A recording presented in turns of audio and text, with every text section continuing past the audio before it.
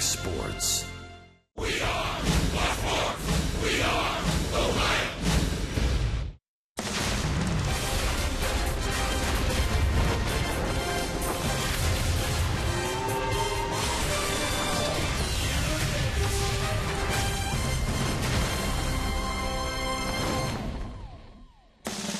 In the park tonight at Great American Ballpark. Even Chris Welsh brought his little one of his two down to the old ballpark tonight. How about that? And we welcome you to Great American Ballpark. There's Bubbles.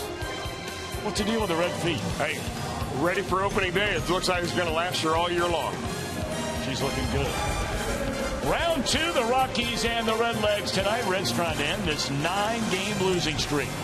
And hi again, everybody, alongside Chris Welsh and Jim Day. We welcome you to Bowtie Tuesday here at the old ballpark. Excited to see Michael Lorenzen back in the starting rotation. He's made a couple of outings as a reliever of late, but now back and making his fourth start of the year. Well, Tom, you knew it was going to happen sooner or later. I mean, after all, you've got this kind of talent and you're a top-round draft pick. Those combinations usually get you a chance in the major league sooner than later. Unfortunately, it was at the expense of Johnny Cueto not being able to make his start. But he's been very impressive in my book, Lorenzen has. You know, you're going to have some rookie jitters. You're going to have pitches that you don't have great command of. Remember, he doesn't have a lot of innings on his arm, either as a college player or a pro. He's in the learning mode, but my oh my, he's got a terrific ceiling. The Rockies, meanwhile, were supposed to have started De La Rosa here tonight, but they have brought up a young man who went to the University of Kentucky in Chris Rusin. Well, we've seen Rusin along the years, Tom, pitching on and off of the Chicago Cubs. He spent 7 years in the minor leagues. He gets a call up here. He's a guy that is not overpowering by any means. He's going to throw a lot of sinkers, cutters, changeups, just more kind of pitch to contact and hope his defense does some tricks behind him.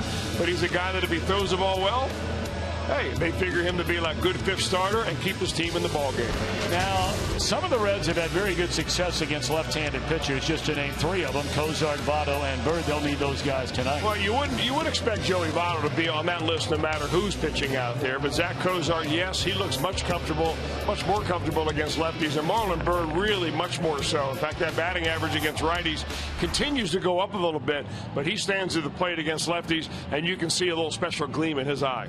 All right, when we come back, Jim Day will tell you about a couple of red-hot hitters in the lineup for their respective clubs tonight. Jay Bruce and Nolan Arenado.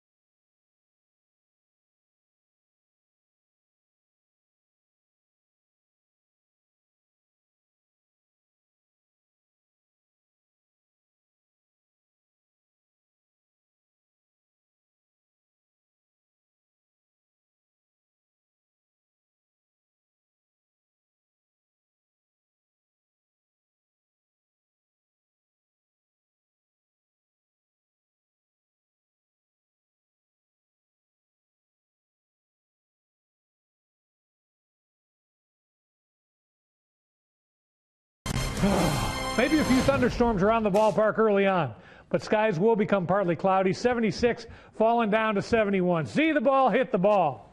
Get the ball, pitch the ball. Double up the middle. Get them on, get them over, get them in. And you enjoy the game on Fox Sports Ohio.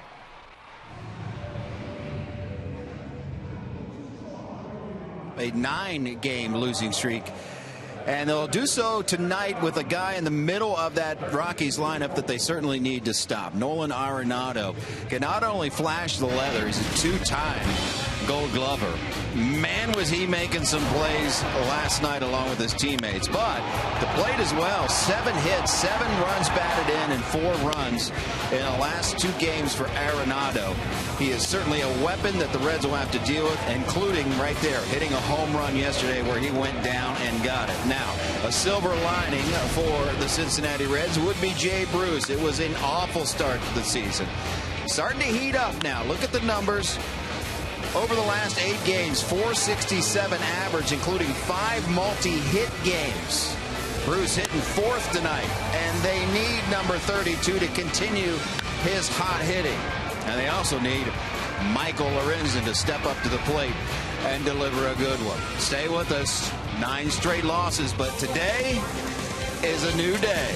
This has Todd Frazier. Christopher Negron playing second base tonight. Up next, it's Tom Brenneman and Chris Welsh. All the play-by-play action of Reds baseball.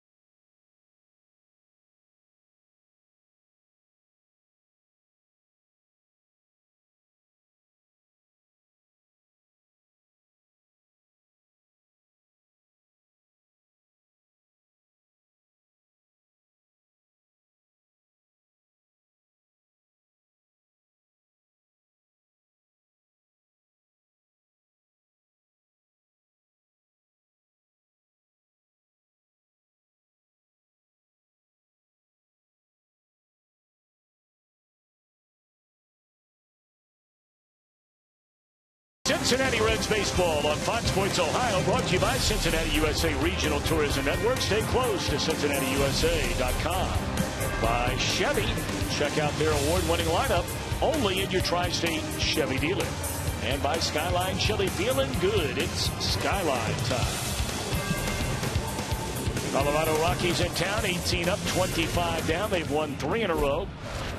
And their lineup tonight: Charlie Blackmon in center, DJ LeMahieu in second, Carlos Gonzalez back in the lineup in right, so too is a shortstop and cleanup hitter Troy Tulowitzki. Arenado down at third with Paulson at first base. A line at third of Nick Hundley, Brandon Barnes, Chris Rusin on the mound. 4th start of the year for the former #1 pick of the Reds, Michael Lorenzen. A 2-way standout player in college, as both an outfielder and a reliever. And he makes his 4th major league start tonight. It's strike 1 to Charlie Blackmon, and we're underway. What do you like about Lorenzen so far, Mr. Wells? Well, you know, the first thing that strikes me, Tom, is he looks like he's playing catch out there. I mean, you don't see him winding up with a lot of extra effort, falling off the mound, trying to get the ball to the plate as hard as he can. He stays behind the ball. He uses his legs, but it looks like everything is under control. That's why you can teach a kid like this, you know, different pitches, different strategies, because you're just not trying to focus on him throwing strikes. Lorenzen just turned 23 years young during the winter time at the beginning of this calendar year 2015. Grew up in Anaheim, California. He's fallen behind Blackman 3-1. They threw that first pitch right in the middle there, nice and relaxed, and is now missed on the next three.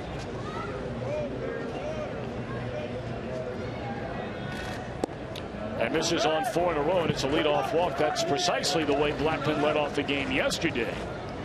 He stole second, went to third on a ground out, and scored on a base hit by Arenado. Take a look at the Reds on defense. Presented by Ford. The only change from the game yesterday, Brandon Phillips re-aggravated the toe injury, which has been bothering him over the last week and a half. So he'll have the night off. Christopher Negron starts in his place.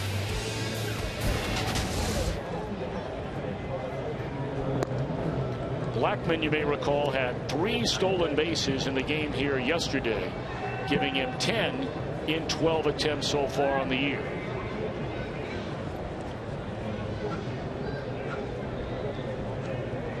Batter DJ LeMahieu having an excellent season offensively, and he won the Gold Glove at second base a year ago. .333 batter, 2 home runs, but has driven in 23 runs.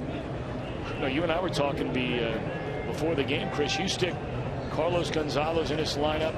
He was sick yesterday, although not off to a good start. Their perennial all-star shortstop, Troy Tulowitzki, got a rare day off yesterday. You put those guys in this lineup. If they got Dickerson in this lineup right now, he's on the disabled list, and Morneau, it's a scary lineup. You'd have to say that this is one of the top 3 offensive lineups in baseball, at least in the National League. I mean, when you get Corey Dickerson, who many are predicting that he's going to end up winning a batting title, so he's probably the best hitter you never really heard of very much. Tulowitzki, he's struggling a little bit this year, but boy, he's got a great track record. Gone swinging is LeMahieu, and that's out number 1.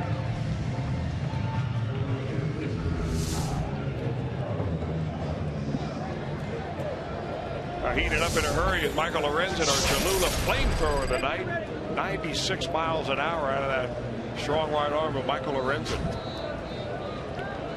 So that'll bring to the plate Carlos Gonzalez. We mentioned off to a very slow start. Just a .206 batter, 4 home runs and 13 runs batted in. It's hard to believe this guy's now 29 years old. Came up originally in the Arizona Diamondbacks organization, was traded to Oakland for 1 year, and then traded to Colorado in 2009, where he nearly won a National League Most Valuable Player. He was running neck and neck, you may remember, with Joey Votto in 2010. Votto, of course, won the award. But ever since then, he's had a hard time staying on the field. The same holds true for Tulowitzki. Neither one of them has played more than 110 games over the last 2 seasons. Gonzalez played in just 70 a year ago.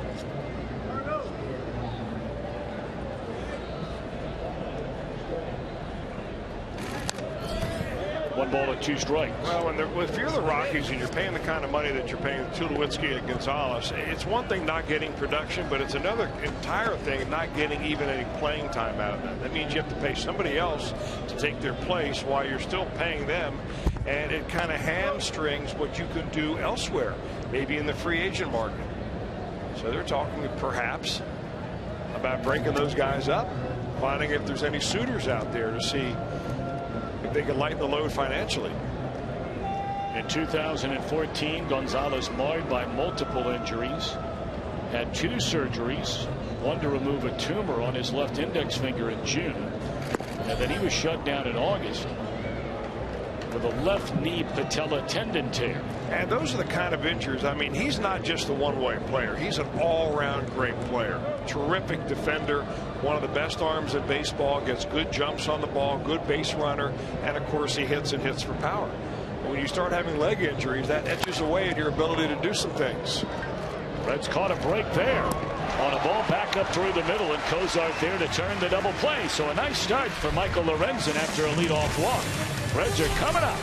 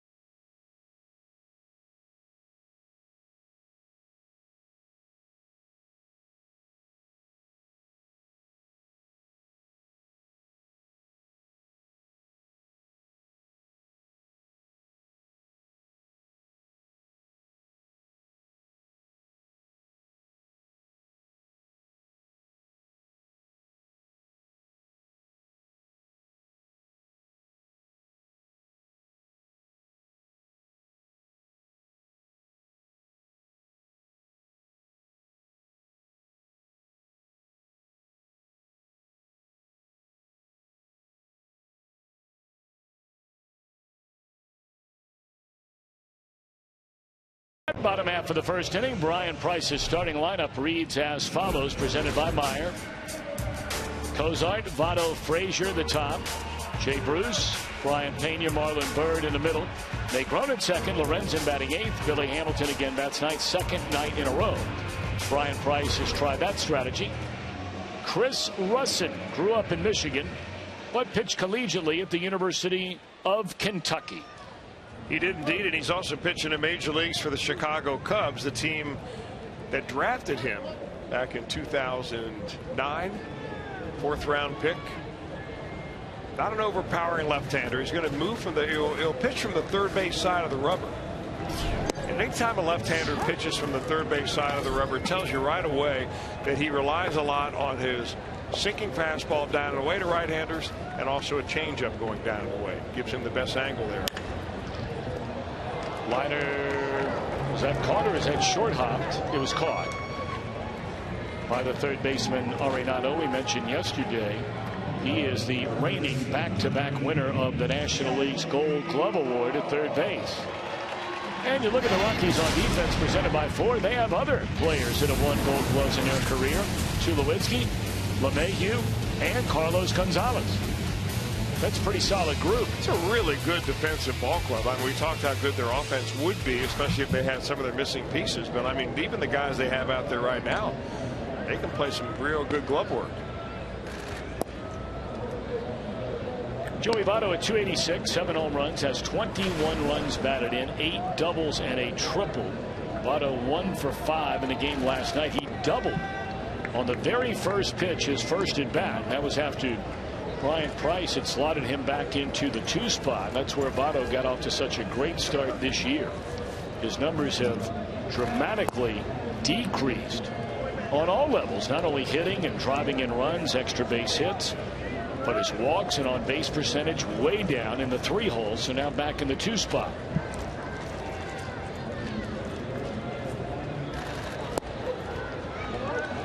You really wonder what it is, Tom. I mean, some guys react to that, and your immediate thinking is, well, it must be because he is happier in the number 2 spot. It's got to be more than that. There's ball 4 to Votto, and he is a 1-out base runner for Todd Frazier. I can tell you that Chris Russin does not want a lineup full of guys who are as patient as Joey Votto. with the style that Chris Russin has, he wants hitters up there that are wailing away, that are very aggressive, that they think they see the ball and swing hard, and they hope to hit the top of it. But he'd rather have a 3-out decision or 3-pitch decision than go 5 or 6 pitches and show him what he's got.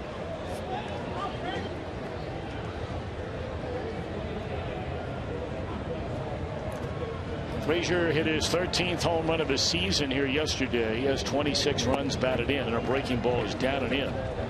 Ball 1 to Todd Frazier.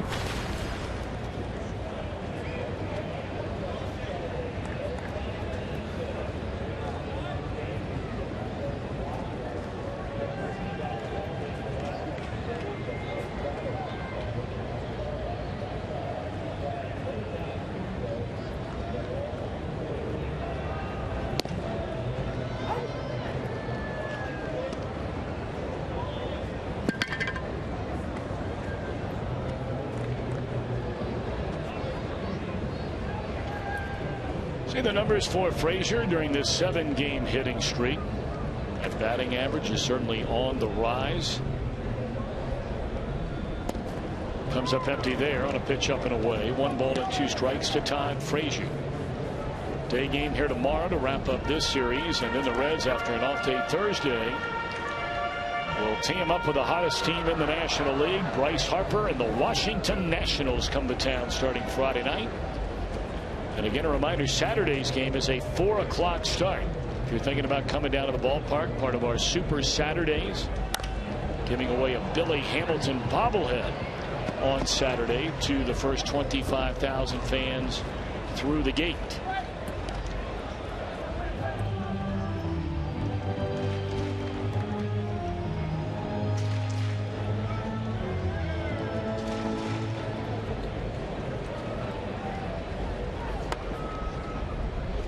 Mentioned Colorado's won 3 straight games for the first time since the 3rd week of April.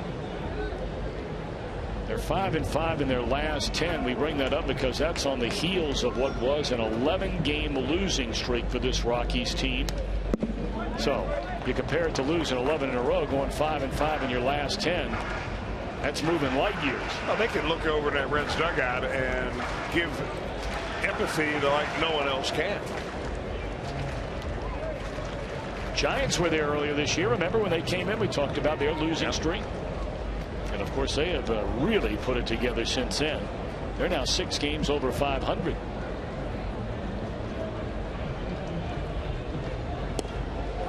And there is strike 3 called to Frazier. Home plate umpire Todd Tischenor ringing him up. 2 away in the inning. Little comeback fastball. We see right-handers throw this a lot, but that's what this pitch looked like as well. Frazier thought it was going to be inside and had just enough comeback action to catch the corner.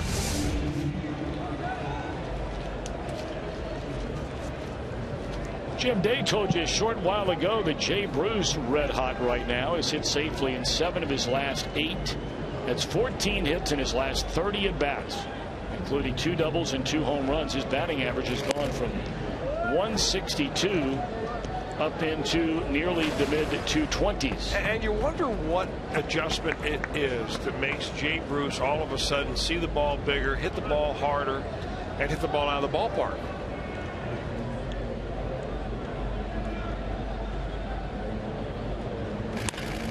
Well, he hooks this one down the right field line, and it is Votto off to the races. Getting the ball now is Gonzalez. They're going to hold Votto at third. And they fired to third, and Votto able to get back. Jim Riggleman initially started to wave him in and then threw up the stop sign, and Votto able to get back after a double by Jay Bruce. Well, that's why Riggleman, the third base coach, moved way down the line right here. This ball hooked into the right field corner. Jay Bruce just puts another good part of the bat on it. That throw at the very end of the play right there, long after Riggleman had the go sign and then the stop sign. But you'll see third base coaches do that. They run about halfway down towards home plate and have the option of putting the stop sign up and get on and get back there. The Reds in a good spot to drive a couple of runners in here. Well, they'll need a 2-out hit from Marlon Byrd, or Brian Pena, I beg your pardon. Byrd waiting in the on-deck circle. Pena batting right-handed. That takes off the inside part of the plate. Ball 1.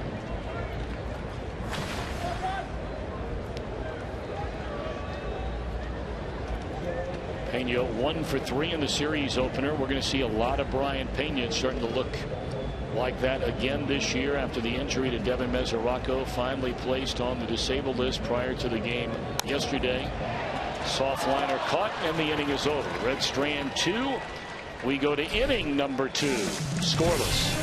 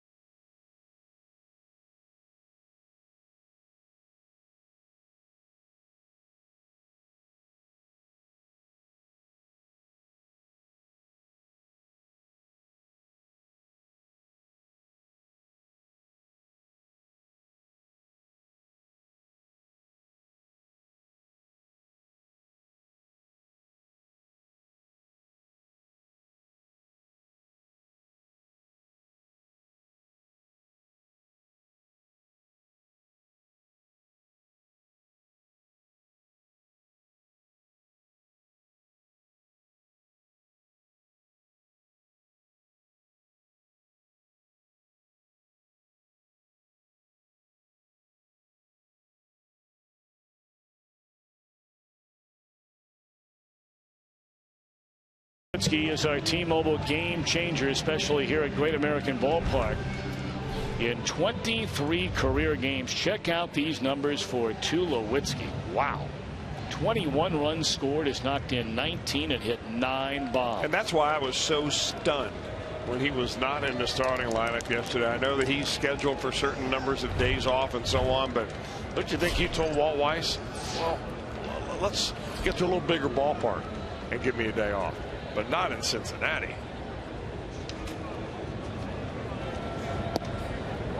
We were talking earlier about all the games that Gonzalez has missed and Tulowitzki has missed over the last number of years.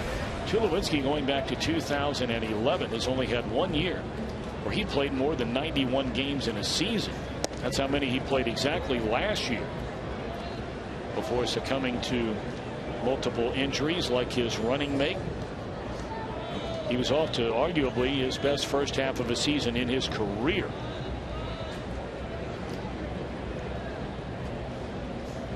But then we brought up earlier, right around the All-Star break, the second game after the break, he injured his hip. That was in July in Pittsburgh, and wound up missing the rest of the year, requiring surgery to his left hip.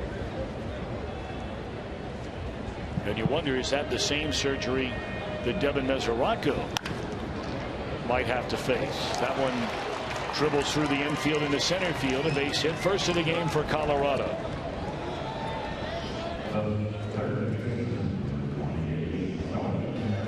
Well, for more on that, let's check in with Jim Day. Interesting conversation that happened before today's game, and it was Devin Mesoraco seeking out Troy Tulowitzki. You just mentioned, is it the same type of surgery? It is that same type of surgery that Tulowitzki had. And I'm not privy to exactly what they were talking about, but it was very obvious the way Tulowitzki was motioning that they were talking about that hip and him coming back from this surgery. So I think Devin Mesoraco doing all his due diligence, trying to get as much information as he can from people that have gone through it. Alex Rodriguez went through this surgery, but it's a different story when you're a catcher with that hip. Good point there, Jim Day. There's a pop-up by Arenado on the first pitch in his at-bat against Michael Lorenzen, and Cozart over to get it, 1 out. Yeah, that's really the wild card that you just don't know, unless there's somebody out there, I don't know, minor league catcher maybe through the years, maybe a guy a number of years ago who was a catcher that had that kind of surgery. And we don't know for sure that is exactly what is in store for Devin Mesoraco. They've tried a number of things so far. Doesn't mean some other things might not work. Well, what can you do except, you know, if he needs a surgery, get him the surgery, you rehab, and you come back and you find out what you can do. I mean, the ball club can't stress about that any more than they probably already have. They probably looked at every different scenario. He probably stays up at night wondering what it might be because it's his personal major league career at stake.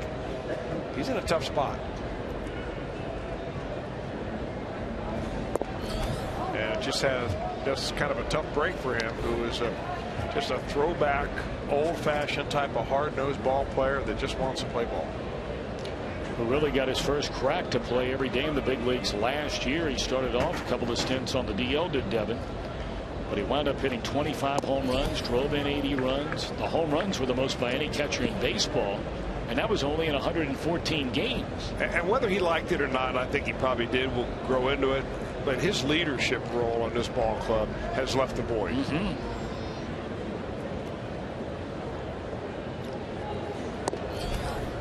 3-1 to Ben Paulson, playing in just his 9th game since being brought up from the minor leagues, and he swung the bat very well.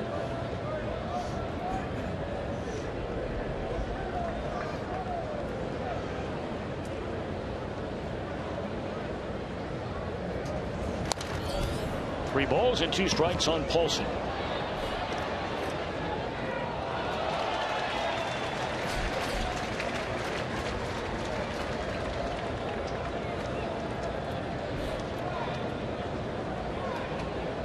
Neither one of the guys, if perhaps you're not familiar with their names, we introduced you to both of them yesterday, both Paulson and Brandon Barnes. I mean, neither one of these guys are, 24, 23, hot prospects. They're guys that have been in the minor leagues for a number of years as he draws a walk. But with the injuries and so forth that Colorado is playing through right now, both are getting a chance, and so far anyway, both are making the most of it. And that's why those little deals that you make in the wintertime, you pick a guy up off of this waiver, maybe you pick a Rule 5 draft deal, you make a minor league trade or two, and most fans look at him and say, well, yeah, that's not a deal that will ever impact my big league team. But you really never know. And who you have on that roster in AAA is so important. When you need to go down there and you say, hey, we need a guy who can hit left-handed, who you got? And they hope the answer is, we got a good guy for you. A single and a walk, 1 out here in the Colorado 2nd inning of a scoreless game. And here's a catcher, the former San Diego Padre, was a Baltimore Oriole for half a year last year, and that's Nick Hundley. Well, you get to Denver and you get to that mile-high altitude. They might be fooling around with the humidor and the baseballs and all that. But my, oh my, you bring Hundley into Denver and all of a sudden he's a 308 hitter. Well, the humidors and the distance that you hit the ball is one thing, but what you can't do anything about is how those sliders just kind of roll up there instead of snapping off hard like they do at sea level. Double play ball here if it's all handled cleanly, which it is. And for the 2nd straight inning, Michael Lorenzen gets out of trouble with a double play ball. No score. Reds coming up in the 2nd inning.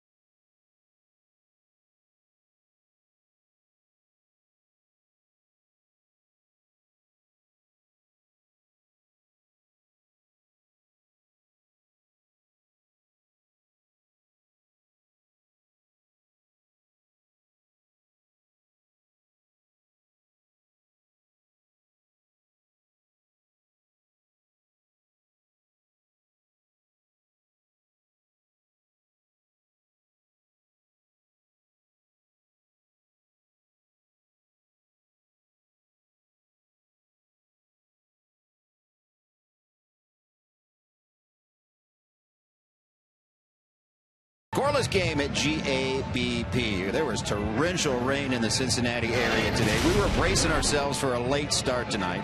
Check out our Elk and Elk storylines. Don't feel sorry for the Reds if you're the Colorado Rockies. Battle of bad weather teams. Look at the Rockies. They've already had 7 rain delays in May. 5 hours, 23 minutes over this past weekend. They've already had 4 games postponed. You look at the Reds numbers. And when it's going bad, it's going bad. The Rockies even experienced a rain delay at Dodger Stadium, which is the rarest of the rares. And their PR director in the press box said, you know what? When the sun comes out at Coors Field, we feel like we've earned it. Boy, what a weekend it was with the Giants in town, between rain delays, a rain out, doubleheader making it up, and then a rain delay for better than 2.5, nearly 3 hours during the doubleheader. Yeah. Hey, they had a foot of snow drop in the month of May in Denver. Delayed one of their ball games. They had to truck it all out of there. I mean, you just couldn't push it off to the side. There was so much of it, they had to put it in dump trucks to get it out of there. And then play baseball. Late start to the Little League season. Well, you're not kidding about that. Marlon Byrd will lead things off, and there's a 2-0 breaking ball from Russin, who allowed a walk and a double, but got out of trouble on a final out soft liner to Pena, ending the Reds' first inning. Hard hit ball center field for Marlon Byrd.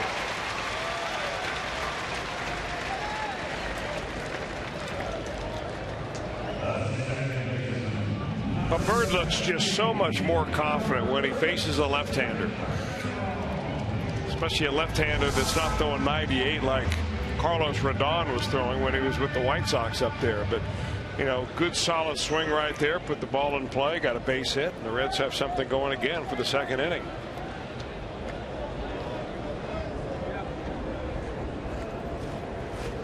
Christopher Negron has 7 hits and 55 at bats so far this year. And looks at a strike on the outside corner. Here's joining us again. Negron starting in place of Brandon Phillips.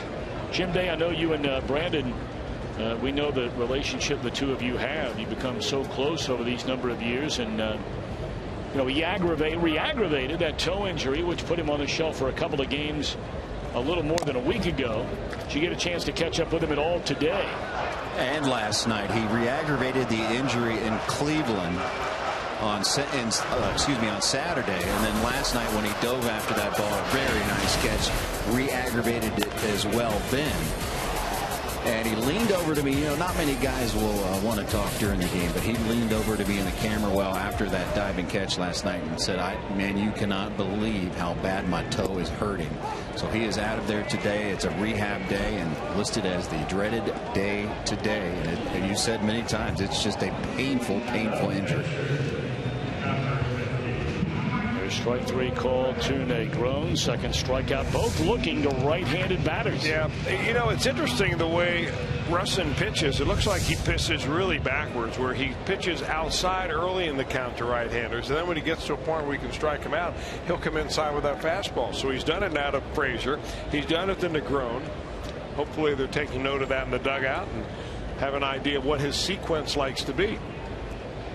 Lorenzen in 6 major league at bats has 1 hit.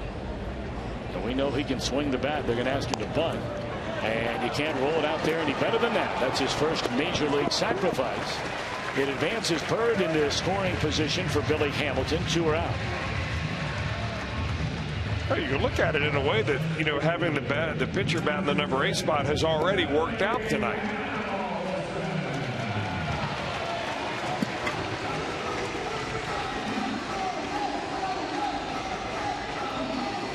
Michael Lorenzen can hit. We've seen him actually been kept in a ball game, hit, and then not go out to pitch the next inning. In fact, it was a fairly tight ball game right there. But him in the number 8 spot is all about Billy Hamilton and not about Michael Lorenzen. Well, Billy delivered the goods. You may remember in the game yesterday with a 2-out single that knocked in a run, brought the Reds within a run. That came in the 4th inning. Hamilton wound up 1 of 4 in the game. And that one is into right field, a base hit. They are going to wave around the runner. Here's a throw. It's up line and safe as a call. 1-0 Reds.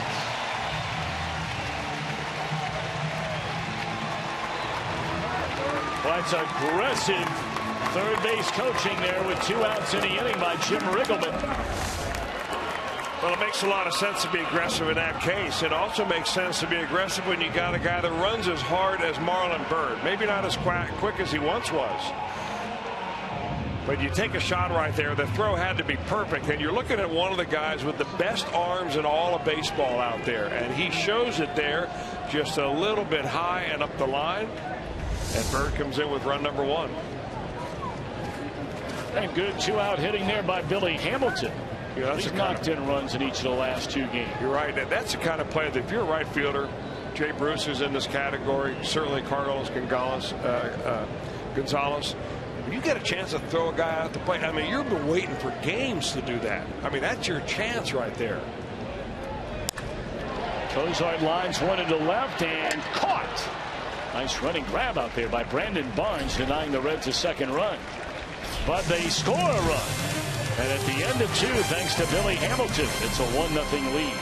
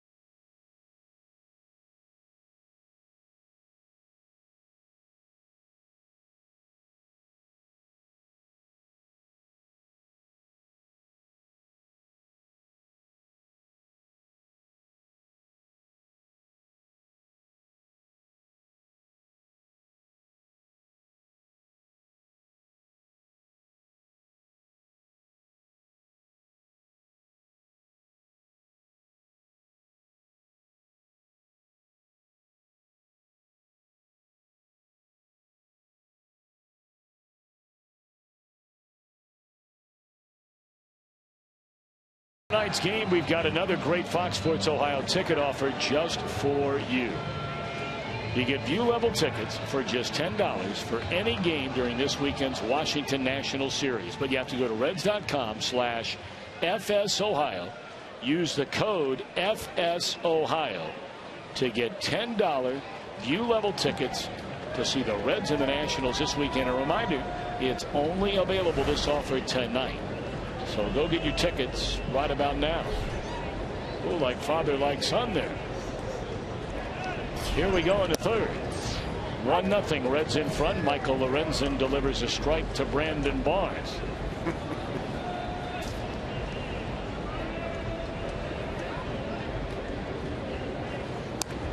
Oh, and 2. Whoever came up with the idea of a night where you bring your dog to the ballpark, where did that start? Was that San Diego? I thought the first one I ever saw, and I could be wrong, I thought the first one that I can remember was the Chicago White Sox. Oh, that would be very believable. I could be wrong on that. But the Reds now have, what, 4 of them a year.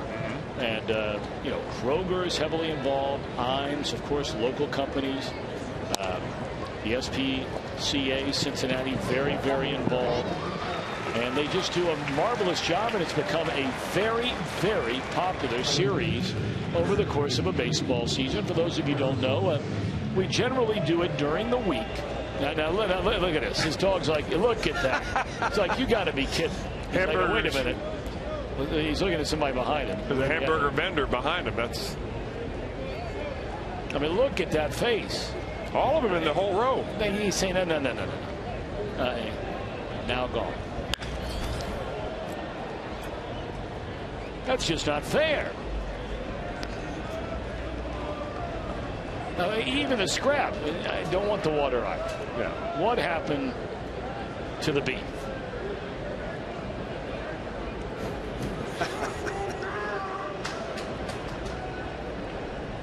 No herbivore there, no omnivore there. It is all about the beef.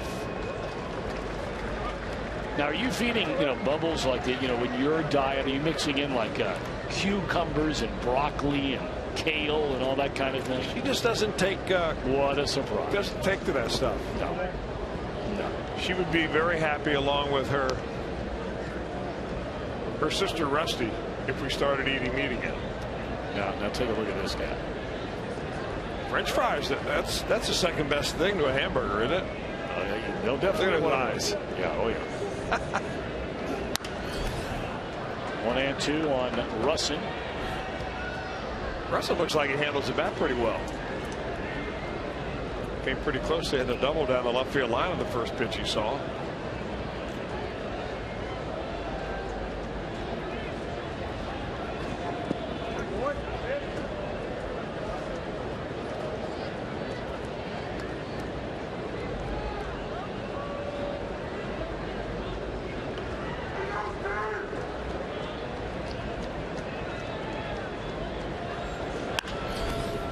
Again on the ground, Votto's way. This time the feed to Lorenzen. Back-to-back ground balls down to Joey. We invite you to follow the Reds all season long with MLB.com at bat. In-game highlights, live look-ins, replay reviews. Get MLB.com at bat for your smartphone or tablet. Todd Frazier in for a quick stop with Lorenzen, who's retired the first two here in the third, looking for his first 1-2-3 inning of the night.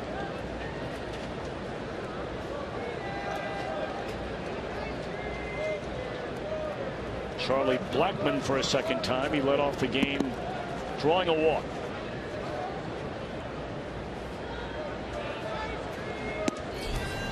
Well, there is some giddy up on that fastball now from Lorenzen. And it doesn't really look like he's putting a lot of effort into it. Easy gas.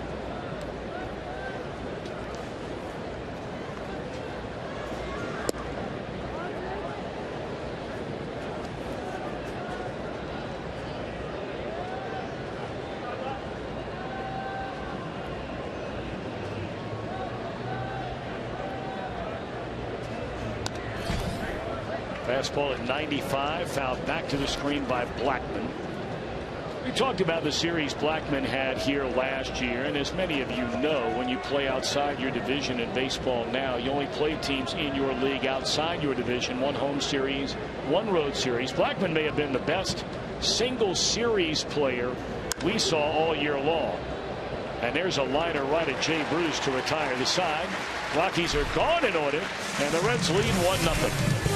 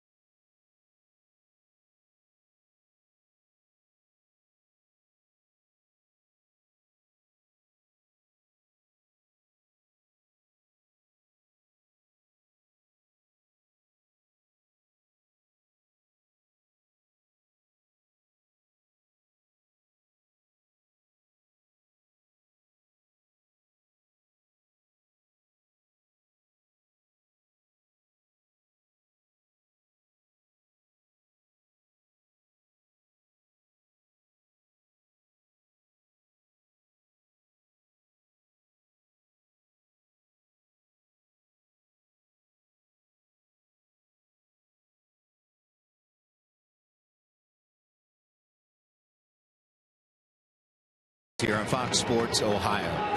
I'm Jim Day. The Reds got some really good news today on the Johnny Cueto front. Following a full examination by Dr. Timothy Krimchek and an MRI, it revealed no structural damage in that elbow. He's been fighting tightness in the elbow. Now, the MRI did require them to make an injection into that elbow. You're not allowed to do anything for 24 hours. Cueto says that he would like to throw tomorrow, but Brian Bryson, the trainers, say they want to make sure they get all the stiffness out of that elbow first before he resumes throwing. He'll throw on flat ground, then in the bullpen, then on the mound.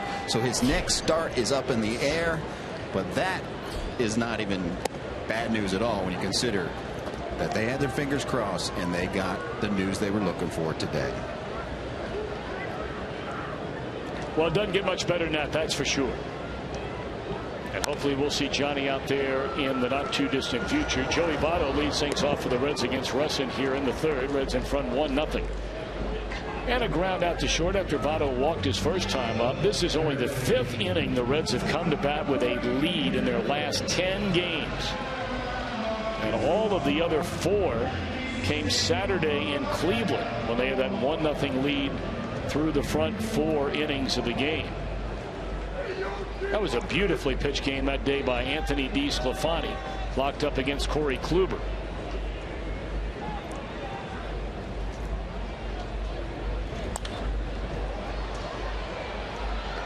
That was an encouraging start for DeSclafani. We saw him start off so well, then hit a little bump in the road. That's going to happen. Chris, we talk about it a lot when you're running young pitchers out there, guys that are, you know, pitching in a full season in the big leagues for the very first time. And now his last couple of starts, he's come on and pitched well again. Well, it looks like he went out. I know they made some mechanical adjustments with him and not flipping and flopping his upper body quite as much. But for me, I think it was all about his confidence and attacking the strike zone and not giving the hitters too much credit.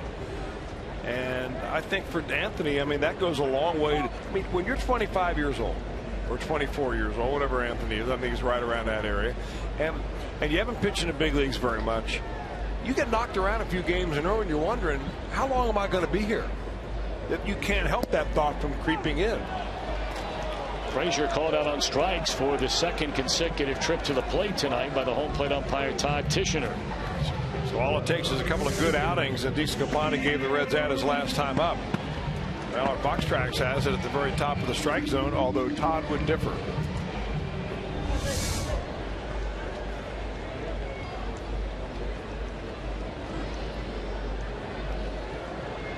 Two up, 2 down for Russin here in the third. And now it's Jay Bruce. He doubled his first time up, lines out to first this time, and it's a perfect inning for each pitcher in the third. We're off to the 4th, and the Reds hold a 1-0 lead.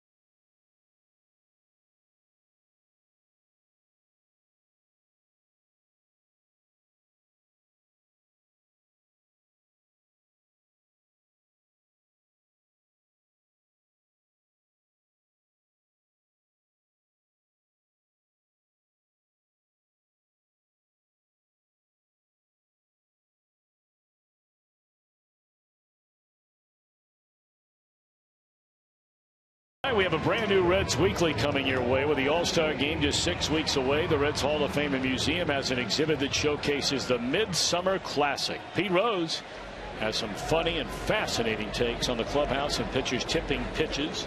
Of course, Jeff Picoro and Doug Flynn do it every Wednesday. It's called Reds Weekly, and an all-new episode tomorrow at 6 o'clock right here on Fox Sports Ohio.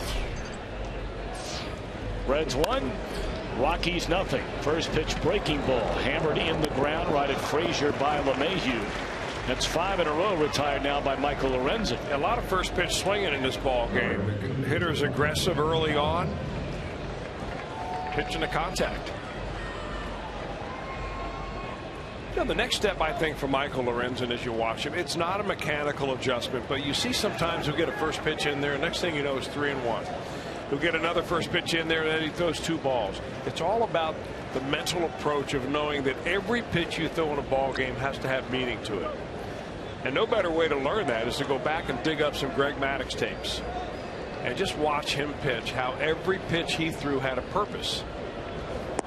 But when you don't spend that much time in the minor leagues, and when you're gifted with a fastball that goes around 100, sometimes you get to the point where, hey, if I miss with this one, I'll just come back and throw another one. But that formula doesn't always work at this level. Pretty nice pitch right there. Boy, took a little off at 92 to catch the inside corner of strike 2 Gonzalez. I think the little off is because he throws it with a 2-seam grip. For some reason, those don't register as quick, but it's got some action on it. Well, once this kid figures out how to pitch at 90% effort, and then 95% effort, and then at 80% like Cueto does, you've really got something. It was really interesting before the ball game. I had a chance to catch up with one of my favorite guys. Played in the big leagues for a long time, and now a scout for the Dodgers. Is Mitch Webster.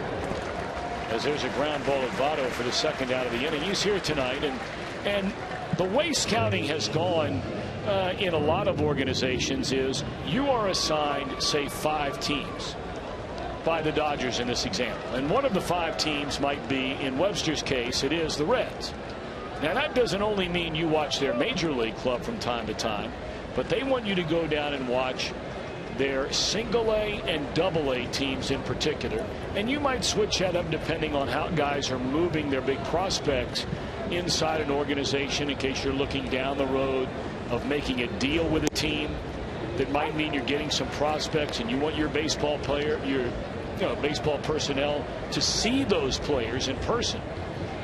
And Mitch Webster was sharing with us before the game tonight how impressed he was with both the Reds single-A and double-A teams, and especially some of the players that we saw in spring training and talked a lot about, specifically Amir Garrett, Nick Howard, last year's #1 pick out of Virginia, Nick Travieso, another #1 pick, pitcher, position players Kyle Waldrop, Jesse Winker, and Dean Blandino. Good to know that you're getting kind of a neutral voice. Yeah, giving all those guys a lot of high grades. I mean, it's one thing when your own front office says it. You're reading it in one of the publications that are essentially quoting your farm director. But when somebody has no skin in the game, says, hey, you guys got a bunch of talent down here, that's really good to hear. Now, in the case of those 3 pitchers I just mentioned, all 3 have had a tough time with their command. But Chris, you would know better than anybody, when you're a really young pitcher, isn't that the last thing that seems to come together more times than not? Yeah, because you probably have a delivery that's not repeatable. And that just comes with innings, experience, and being your own pitching coach, learning a little bit about pitching so that you can kind of coach yourself in and out of little mini streaks in the middle of a game. I'll tell you, Michael Lorenzen's got it going on tonight. I mean, this is a good hitting Colorado team. And he's now retired 7 in a row and right through the heart of the order in the 4th. Reds lead 1-0.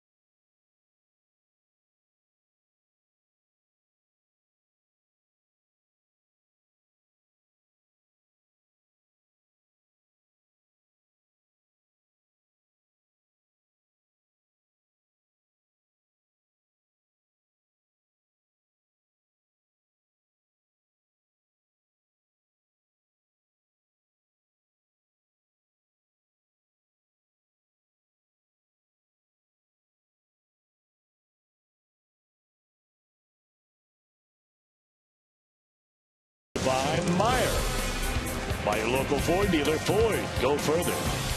And by Cincinnati Children's, ranking 3rd in the country on the U.S. News and World Report's best children's hospitals in America. It's turned into a lovely night. We have been blessed with such incredible weather here over the last couple of weeks. Finally got much needed rain before the game tonight.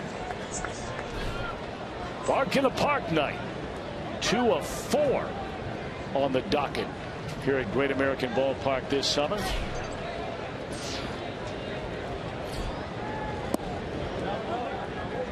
Reds have a 1-0 lead as they bat against Chris Russin here in the last of the 4th inning. Russin retired Votto, Frazier, Bruce in order after the Reds got a 2-out single by Billy Hamilton to drive in Marlon Byrd for the game's only run in the 2nd inning.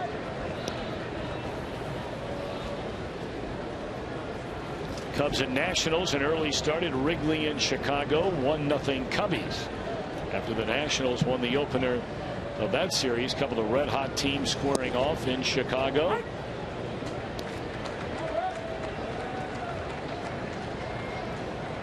Cardinals rallied late to beat Arizona by a run last night. They'll play again tonight at Busch Stadium.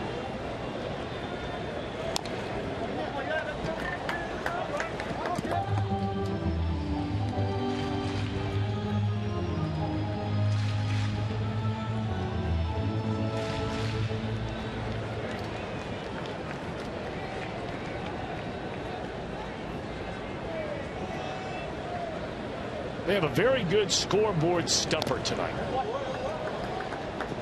4 players have won a National League Gold Glove award in their rookie season. Now, generally, they ask these questions to tie it into someone who's at the ballpark on any given night. And that would hold true here tonight. And a Reds connection. If they can, that's true, too. And both of those would hold true. Now we're worried about the other 2. Really worried about the other 2.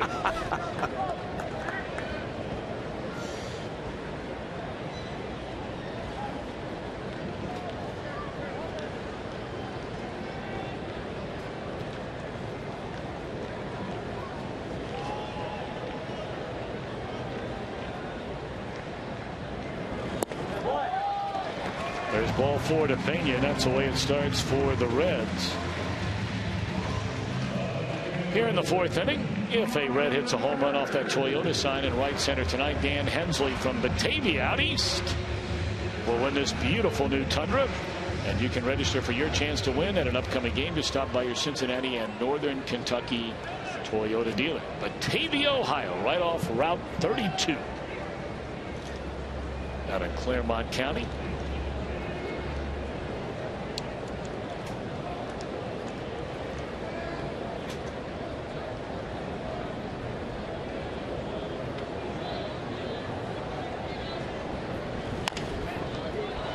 Bouncer down to the Gold Glove winning 3rd baseman Arenado. He'll take the out at 2nd. So Bird on the fielder's choice at first, 1 out of the inning. Bird got a pitch his last time to kind of get his arms extended out over the plate. That time Russin came right inside with a first pitch fastball and got him in on the hands. You know, every right-hander in his lineup, and I guarantee you Todd Frazier's thinking this right now with 2 strikeouts to his credit. Man, oh man, tonight we're getting to face a left-hander, tops out around 88, 89. Don't have to worry about going up there and facing somebody throwing 98 with a hard slider going away from you. But it takes just as much concentration with a pitcher like Russin out there as it does a guy that has better stuff. You could take a comfortable 0 for 4 and look up and wonder what happened. Well, it's going to be 0 for 2 for Negron. He lifts a fly ball in the center field. Out number 2. Bird will stay put, bluffing the tag. And that comfortable 0 for 4 really means, well, I saw every pitch in the at bat, and they all looked hittable. I didn't get any hits.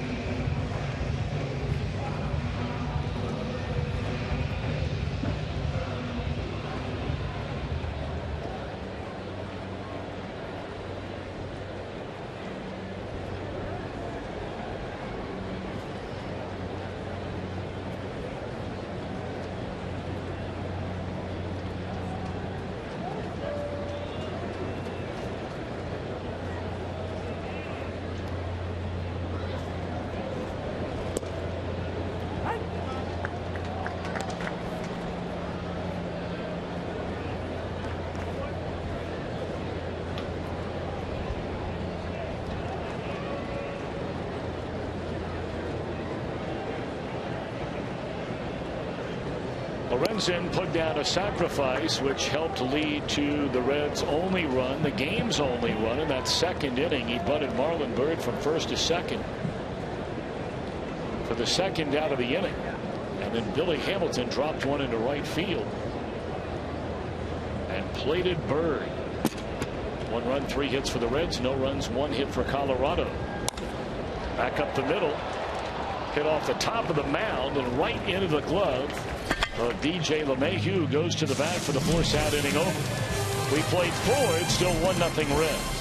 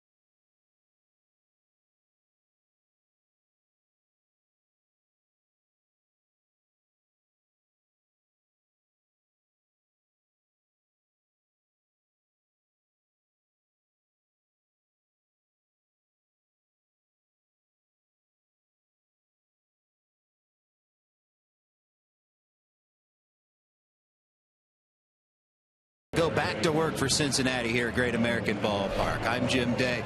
Michael Lorenzen is as big a workout warrior as you will find in baseball. Now, I asked him what gets him into the zone to pitch, and he says it's a video that he watches.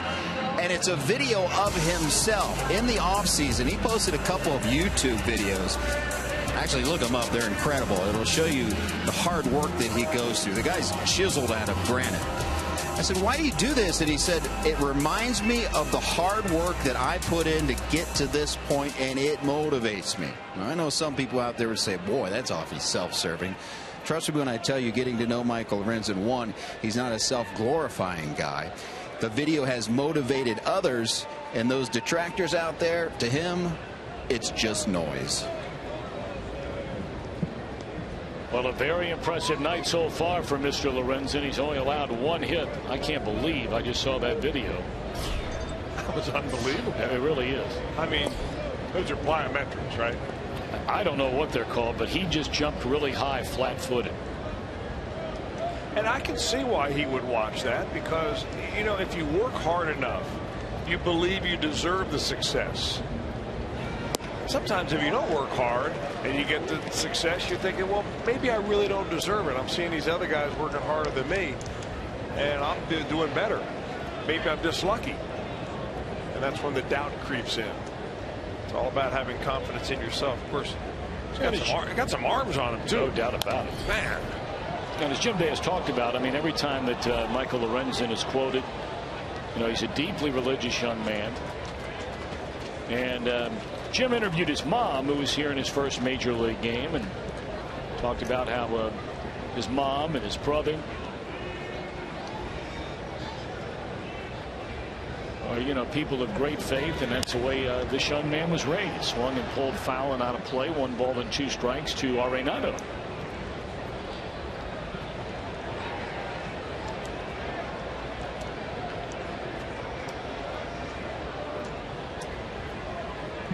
It's the top of the 5th inning. Lorenzen's thrown 53 pitches. He's allowed just 1 hit.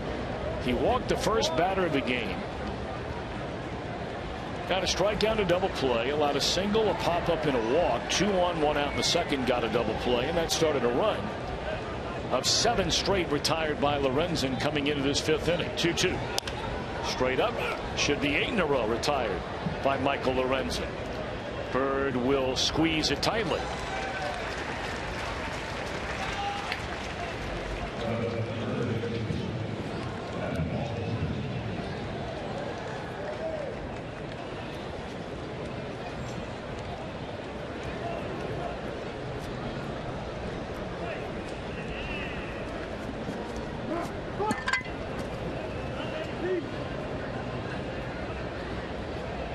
Paulson, the last Rocky to reach base when he drew the 1-out walk in the 2nd inning. Starts him off speed on the outside corner with strike 1 at the knees. That's an impressive pitch. Then you come right back at 94. Yeah, there's about a 10-mile-an-hour difference really between those two pitches, and it's so difficult for a hitter just coming out of the on-deck circle to make that adjustment. Hey, you look up and you're down 0-2.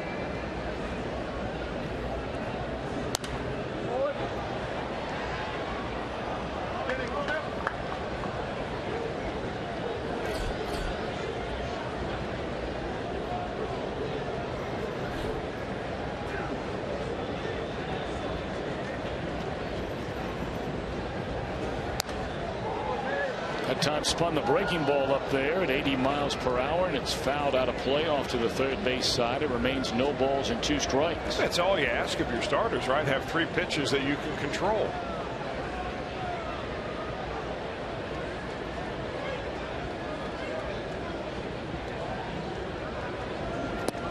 Wow. How about that? He shook off Brian Pena to finally get to that pitch.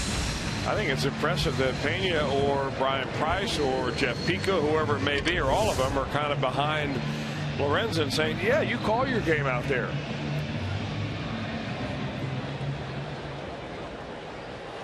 Nicely done.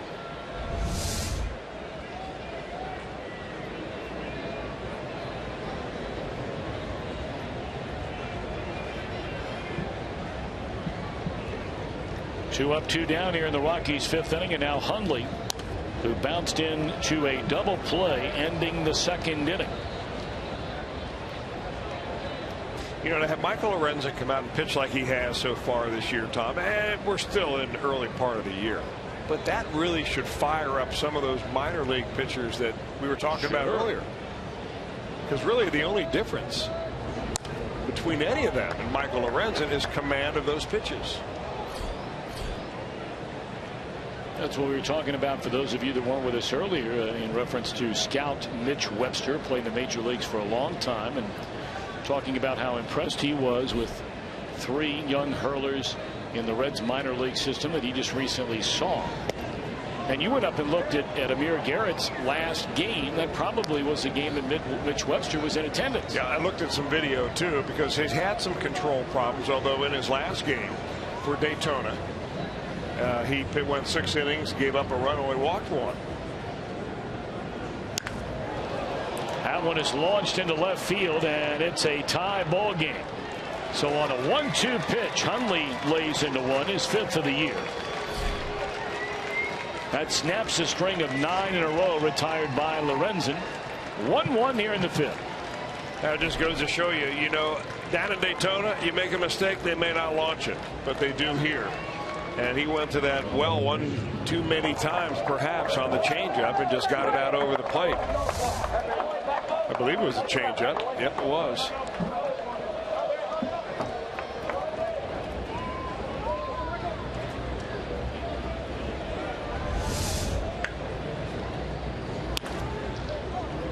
Pulled foul by Brandon Barnes, strike 1. Yeah, I'll never forget that the saying there. Baseball's full of old sayings. There was an old scout and player and manager, Bertie Tebbetts. I'm sure you've heard of Bertie Tebbetts, who was a tremendous scout for the Yankees for a long time after he got out of his playing and coaching days. And one of his favorite sayings was, don't fall in love with the sugar. Meaning your bread and butter is your fastball. Your off-speed stuff is the sugar, but don't fall in love with it. Remember where you keep it. And you only use it every once in a while.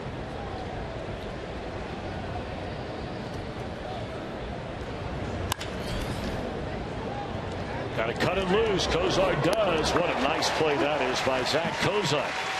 The home run ball by Hundley ties the game. It's 1-1 after 4 1/2.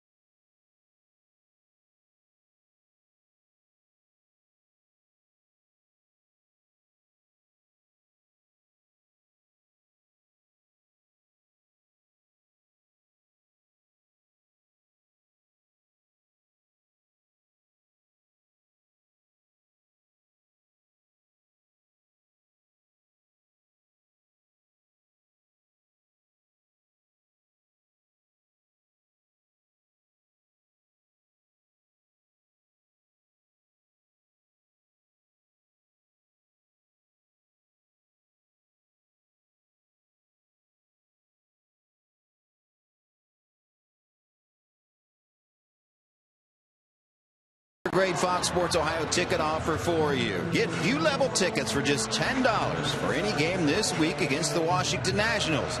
Go to Reds.com/FSOhio and use the code FSOhio to get the $10 view level tickets to see Bryce Harper and the rest of the Nationals. This offer is only for tonight, so get those tickets now. Boys, the way Bryce Harper's going, he's worth the price of admission right there. That's a good deal there. It's a really good deal. So jump on it right now. Billy Hamilton will lead things off in the Reds' 5th inning of a 1-1 game. Hamilton knocked in the only Reds run, a 2-out single to right in the 2nd inning. You know, you brought up Bernie Tebbetts. And many remember, of course, he was a manager for the Cincinnati Reds. As that one is a bouncer by the mound, Tulowitzki will throw out Hamilton. Gabe Paul hired Tebbetts to replace Rogers Hornsby as manager of the Cincinnati Reds. In 1954, first 2 years they finished in 5th place. Then they finished 3rd in 56. They were in 1st place in midseason, stayed in the pennant race until the last day of the year. They won 91 games. There was no wild card. There was no, 2nd place team. There weren't divisions back then. You either won the pennant or you didn't.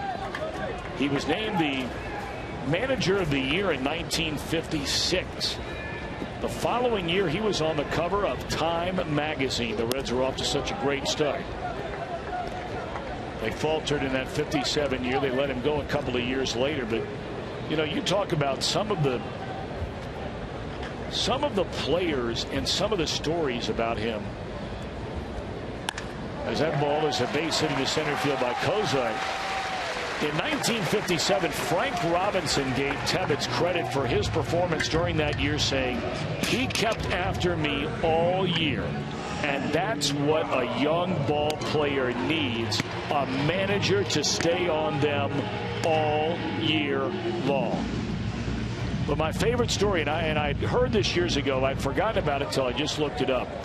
There was a story about Tebbetts when he was playing, and his recollection of an umpire who had suffered dizzy spells following his return from war, the World War. And the umpire was terrified about losing his job. And Tebbetts was terrified this umpire was going to lose his job because Tebbetts liked it. The umpire asked Tebbetts, who was a catcher for the Detroit Tigers at the time, to help him call the balls and strikes during the course of the game. He was so dizzy. So Tebbetts would tip him off with hand signals after every pitch so the guy could keep his job. Tells you a lot about him. Sure does.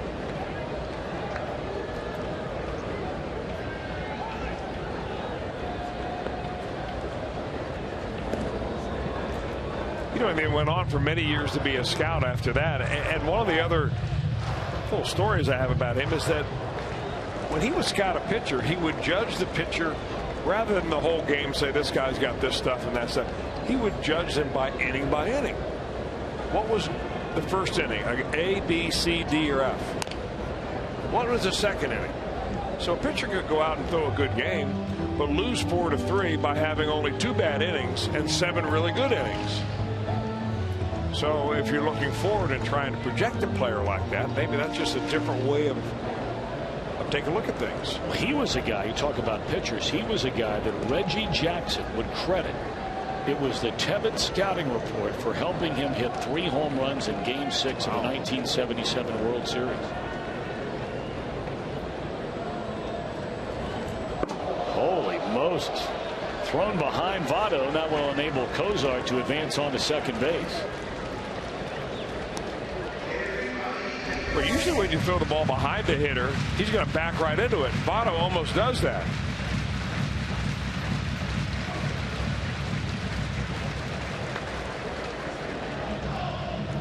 He'll score that a wild pitch. Good call. Mike Cameron all over it next door.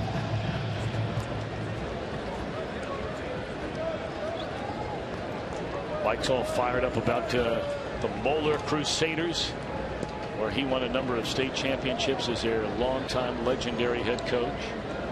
And they are down to the regional semifinals starting on Thursday. They'll play Lakota West. And apparently, I guess Lakota has some pitcher. Coach Cameron was telling me before the game. 4-year starter, throws 92 to 94. One of the most coveted players in the entire state of Ohio, both by professional scouts and collegiate scouts.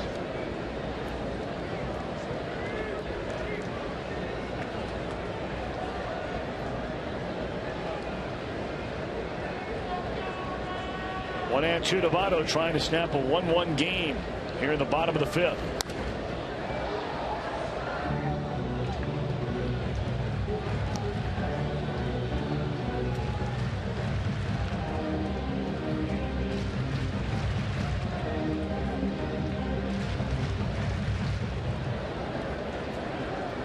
But with a runner on second base, they don't have the advantage of putting the Votto shift on.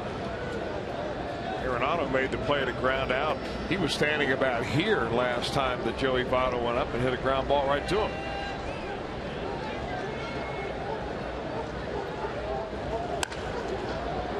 Pulled out LeMahieu this time, who throws out Votto. On the third goes Cozart. 2 out.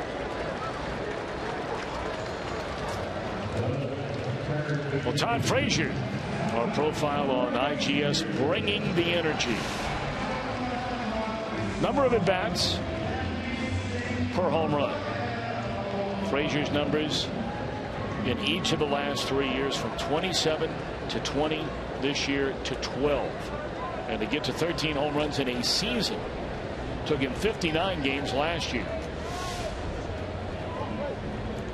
Well, he's not been happy with his at-bats so far tonight. Called for strike 3 each time.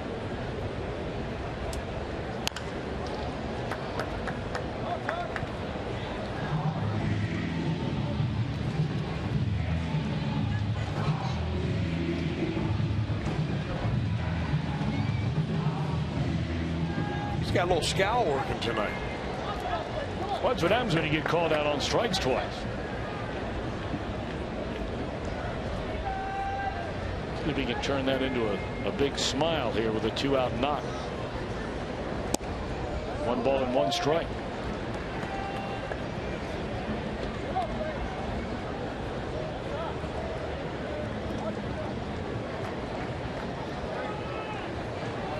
Well, the Rockies are playing their infield back, and I mean way back.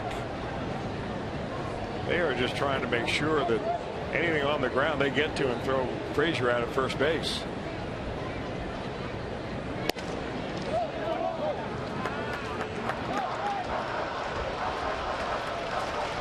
Russin wanted that call, didn't get it. 2 balls and a strike. Yeah, there's 2 pitches in a row right on the outside corner. Previous one looked like a breaking ball. He tried to backdoor him with a slider. Then he goes right outside with a fastball right here.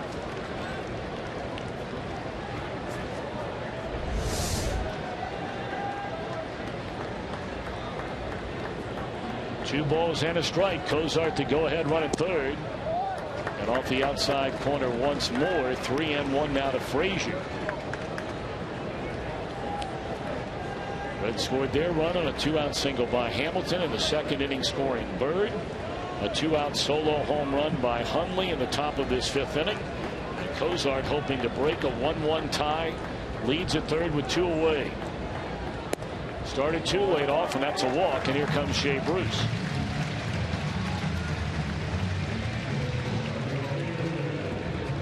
Now Russin did not give in, and Frazier did not chase. So that Jay Bruce has had a couple of really good at bats. Has stung the ball twice against this left-hander.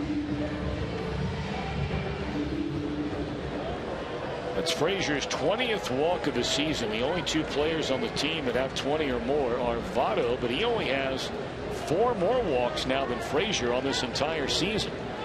And the other is Jay Bruce, who has 21 walks.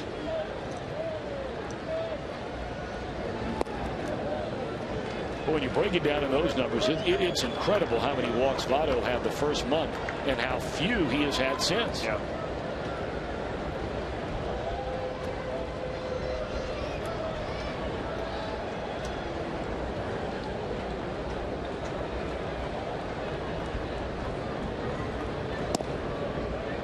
One to Jay Bruce.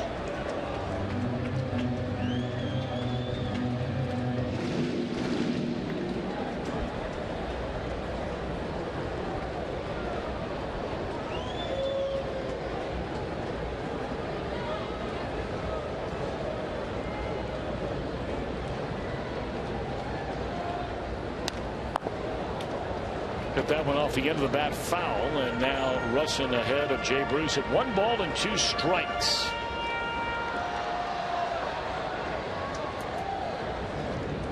Man, when you've lost 9 in a row, every at bats like this one just becomes so important. You're trying to get that monkey off your back. And the Reds could use a base hit in the worst sort of way right here and right now. 1 and 2 to Jay Bruce with 2 on and 2 out.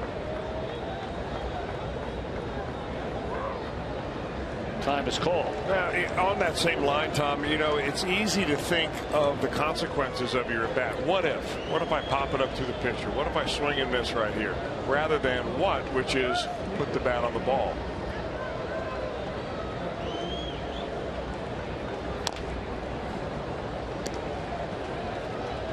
Almost a little quick pitch that time by Russin. Russin looked like he came to his set. He did hesitate, but not very much. He could have called him for a balk right there. I think he just kind of surprised everybody with that. I almost wonder if that's what Jay Bruce said to the umpire. I mean, he may have been asking, was that a strike? But perhaps he's just planting that seed. He stops that time.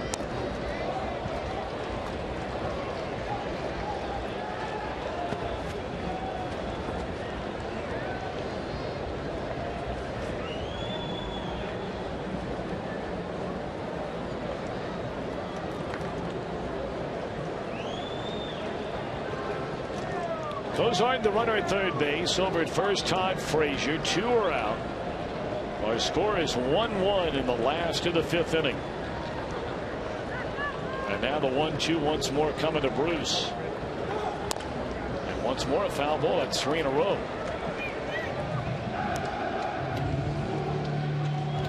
Well, Bruce is very much in the driver's seat right now, thanks to Kian. Over his last 9 games, his batting average has risen some 66 points. Brought up earlier, he was in the 130s, then got him up to the 160s, kind of took a step back, and now this recent run has him up in the 230 after the base hit tonight. Well, it's still early enough in the year that you don't have so many at bats that you can't move that thing up pretty rapidly with a hot streak or 2. That number looks funny when you put a decimal in front of it, though, doesn't it? It does. Yeah. I feel your pain. Believe me. I was glad you were reading that. Not really. 1 and 2 to count on Bruce. Down the left field line towards the corner and foul. Well, he's staying back on the ball very nicely. I mean, he's done it on every pitch in this at bat. I'm not saying he's going to get a base hit here, but he's certainly given Russin just about everything that he can handle here.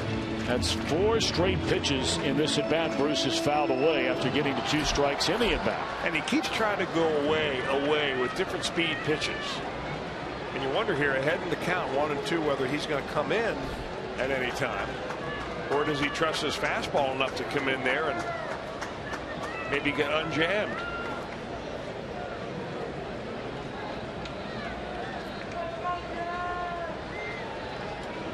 Eighth pitch in this at bat. Bruce trying to finish it off with a base hit. And now Russin backs off the rubber. Well, look at Huntley back here. I mean, he's really coaching his pitcher right here.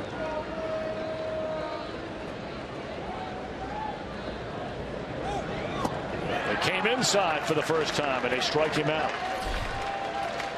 A hit, 2 left. We've played 5. We're in a 1-1 game.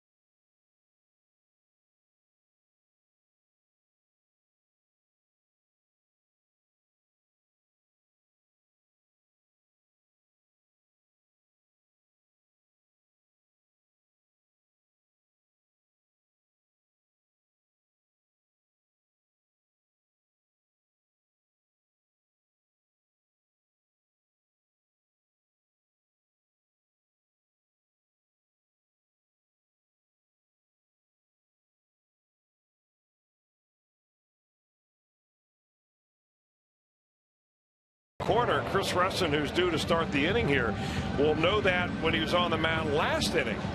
He had Jay Bruce at the plate, had thrown pitch after pitch after pitch to Bruce. Now watch Hundley here, the catcher, really trying to coach him through this, saying, I want a fastball. And Russin shakes him off and says, nope, give me another sign right here. And he says, I want a fastball again. And they finally throw a fastball, inner part of the plate. Really wasn't as fast as it seemed, but he threw the inner part of the plate and he got the strikeout and really trusted his catcher right there to make the right call. All right, so Michael Lorenzen now back out there on the mound in a 1-1 game, and a first pitch breaking ball and a beauty to his counterpart Russin. Back to the top of the order next in Blackman and then LeMahieu.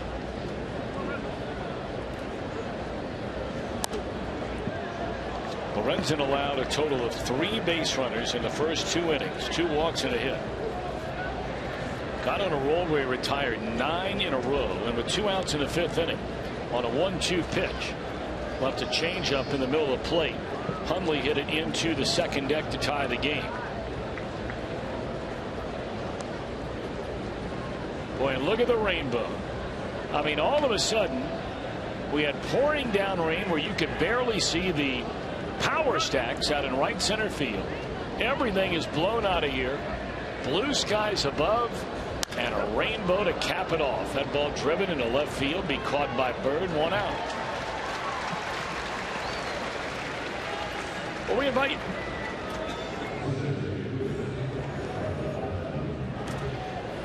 shouldn't eat peanuts during the game. You would think you'd learn your lesson by now. I have. We invite you to get ready for Reds action 30 minutes before every game on Reds Live on Fox Sports Ohio with all the info you need for that day's game. Reds Live presented by Ray St. Clair Roofing. Keep me away from those things, will you? There's that old thing about defining insanity, right? It started off okay. Started off really good. Like to remind you, like to invite you. No, we didn't get through invite. Like to in. Bang. All right, Blackman to bat it. Has walked and lined out hard to Jay Bruce in right.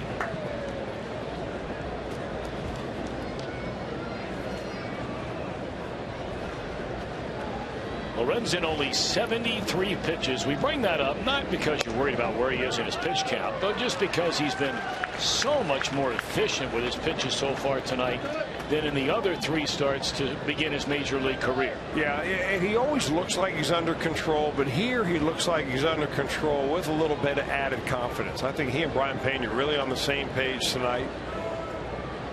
He's got confidence in his pitches. You know, you wonder where that fastball comes from. And if you watch Lorenzen's delivery, when he gets his left leg up, he has a little bit of a drop on his back leg, and that's where he powers himself off the rubber. Right there. And that is strike 3 called, 95 on the outside corner. Right here when he gets that knee bent just a hair and then goes forward. That's where that power comes from. You know, you watch guys on the mound and you wonder if they're using their bodies right. Watch how they fire off the pitching rubber with their foot. If they seem to be dragging their foot, they're probably not getting everything they can out of their delivery. Wow, that's the beauty there. First pitch curveball to LeMahieu for a strike.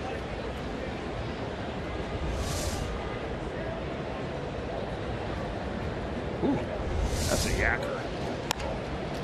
And the liner back to him. He makes the play. A perfect 6th inning for Lorenzen. Boy, the kid looks good tonight. See if the Reds can get him some runs and get him a win.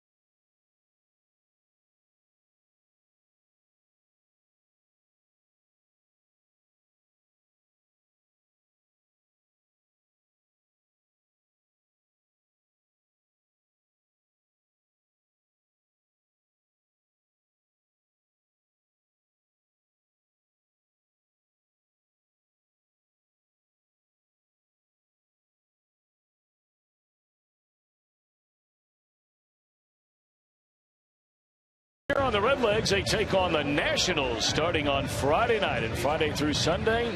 That series presented by KOI Auto Parts. We got fireworks Friday, big giveaway on Saturday and Sunday. Call 513-381-REDS. Visit select Kroger locations or log on to reds.com/tickets. And by the way, the Reds, as you look at a beautiful sky above, the Reds at Fox Sports Ohio would love to recognize a few lifelong Reds fans tuned in tonight. Larry and Jane Meibers. I hope I'm saying that name correctly. Meibers. They live up in Mason, celebrating their 69th wedding anniversary. They did so on Labor Day yesterday, and that certainly is fitting. Larry is a World War II veteran who once worked at Crosley Field. Larry and Jane, belated happy 69th anniversary. And how about Mr. Carroll Elliott from Albany, Ohio. Mr. Elliott, we stand and wish you a happy birthday. His 103rd. Wow. birthday. Wow. And thank you for watching us on Fox Sports Ohio. Wow. Well, that's a special day now for both. All three. Down to third. Pena thrown out. Does it ever make you nervous knowing that there are Reds fans out there that have been watching and listening to Reds baseball? I mean, since forever ago. Oh, yeah. From the days of Bernie Tebbetts. Oh, yeah. Not as a manager, but as a player. You're right. You're right. And there are a lot of them. You know where we really get a chance to meet so many of them? You know, we know about Reds Fest. And, you know, the two of us live here, and so we're around year-round, even in the winter months, and you run into so many just, you know, wonderful, beautiful people. As Purr lifts a fly ball to right, and that'll back up Gonzalez first to the warning track, then comes back in to get it for the second out of the inning. Well, the ball came off his bat like it really was going to carry, maybe all the way to the seats. But you look up and you see with the rain coming down slightly, there's also a little bit of wind coming in from right to left. And that may have held it up a little bit.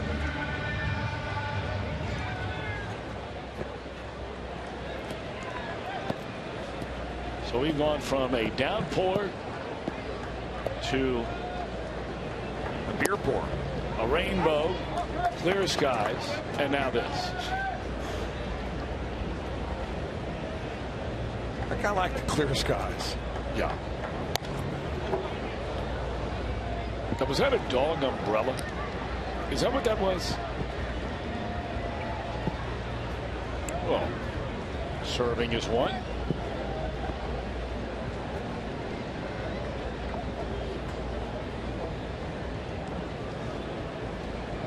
See, that's where one of your two Bubbles, who's here tonight, is really living high on the hog. In many, many ways, I might add. You're right. Right now, not having to deal with the elements. Bubbles really doesn't like. She likes it sunny, about 75. Oh, yeah. That's what it always is inside the Welsh house. Sunny and 75. On a silk pillow. Oh, That boy. guy looks like he's happy. Oh, yeah.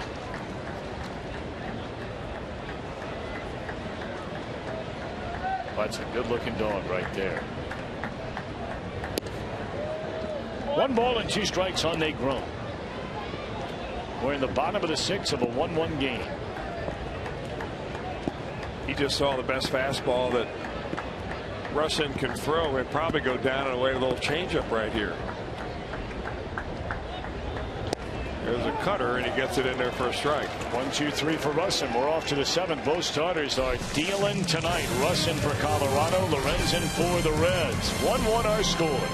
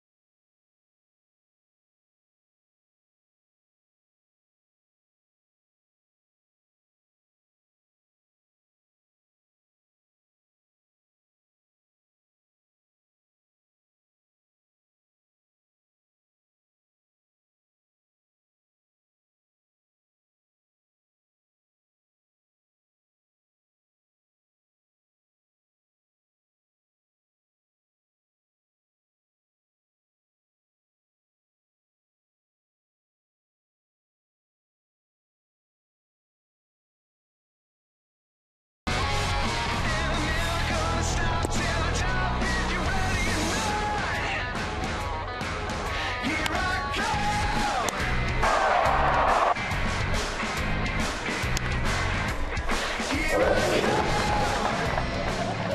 1 run, 2 hits, no errors. Only 1 runner left on base for Colorado. Reds with 1 run on 4 hits. They've stranded 6. Michael Lorenzen walked 2 batters. 1 in the first, 1 in the second. His only 2 walks in the game. He's fanned 3. You know, you go back to his last 17 innings as a starting pitcher. Lorenzen has allowed a total of 3 runs. And there's his line tonight. This is a big inning here. Through the heart of the order, 3, 4, and 5, and it's the 3rd time through the batting order for the Reds rookie right-hander. 1 pitch, 1 out on the ground ball to Kozar. That's a big one to start it.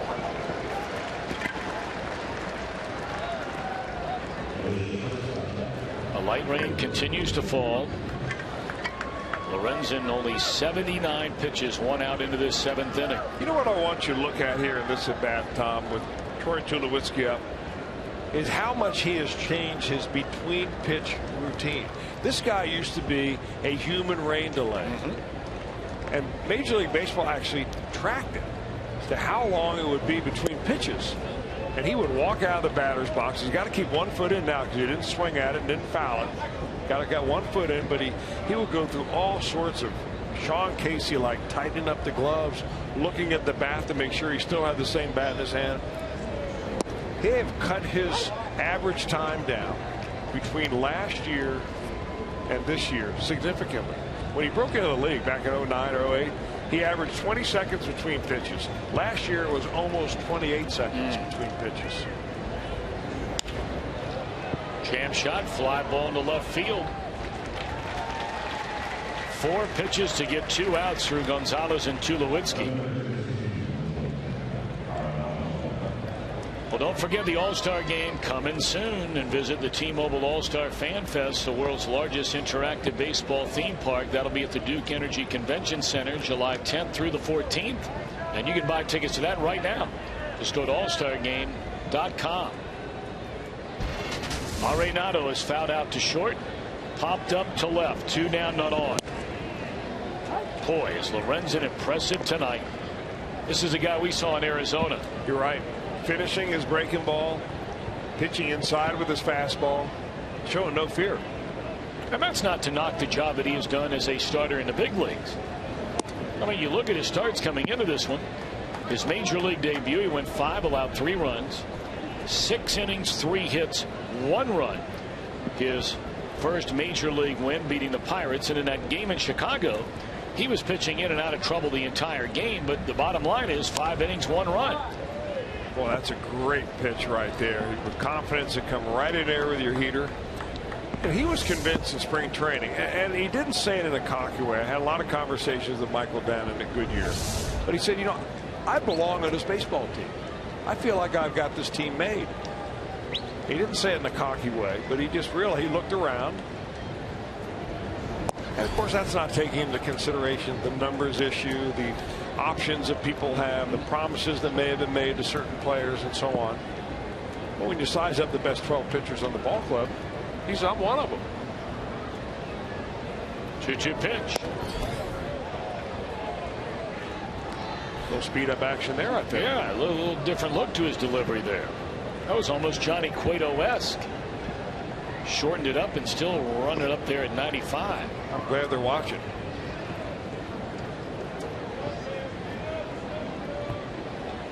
Three-two pitch. Check swing. He did not go around. So that's a first walk since the 2nd inning, and only the 3rd in the game by Lorenzen.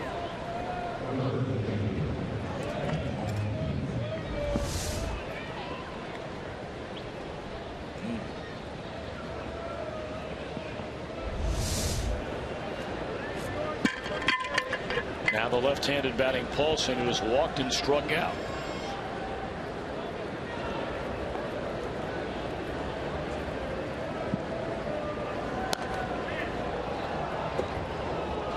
Rain picking up a bit now. Quite a bit.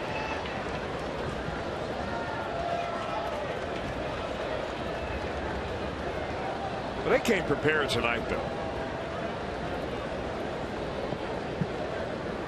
sure if you can prepare for that kind of rain. Boy, this is impressive. 90th pitch of the game, 95 miles per hour.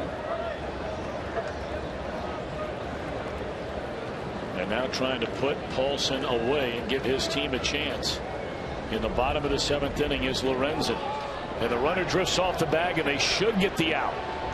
Cozart to Votto, and that's that. Well, you'll take that all day, every day. Middle of the 7th inning, we're tied at 1.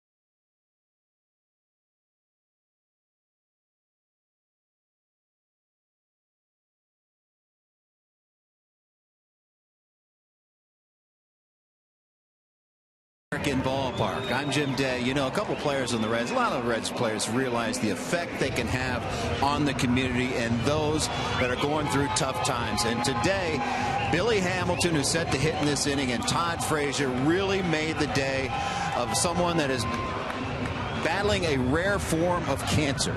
This is Jake Swanner. He's a 15-year-old freshman at Reading High School. Just came out of a very tough surgery. Now, his schoolmates have done a really cool thing. They have done everything they can to raise awareness and raise funds for him. And after school today, in the auditorium, the whole school gathered to have a little assembly for Jake. And lo and behold, who shows up? Todd Frazier and Billy Hamilton. Now, obviously, it helped Jake Swanner put a smile on his face. But both Frazier and Hamilton, talking to them, said he had just as much effect on them, really motivated them. In fact, Billy said it made his day. And Jake told him when he was leaving that when he gets better, I'll race you next year. They shook on it, and just a terrific day at Reading High School. So we salute all the students. We salute Billy, Todd, but mainly Jake. You're in our thoughts and prayers, buddy. You certainly are, young man.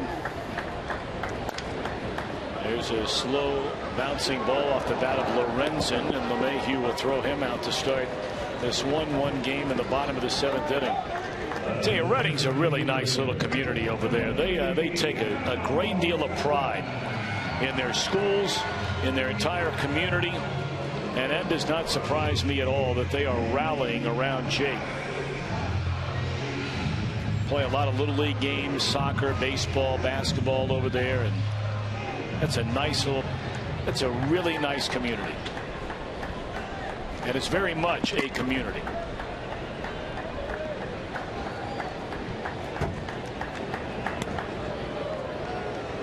Well, here's Billy trying to make it happen in this 1-1 game with 1 out. Yeah, 1-1 game. That shows something about the confidence that Brian Price has in Michael Lorenzen. He would bat to lead this inning off. In the air, right field, 2 out. Of course, you keep in mind the the players that Brian has at his disposal. If Brandon Phillips can't play, there goes one right-handed hitter. Of course, you got a switch hitter, Tucker Barnhart. You got two left-handers in Brennan Bosch and Skip Schumacher. So maybe when everything was compared, you might as well just send him out there the way he's throwing. Keep him going.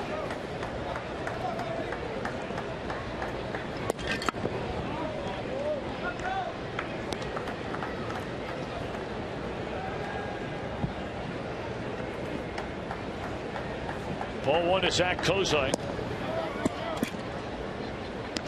And now 2-0. Cozart is lined softly to third.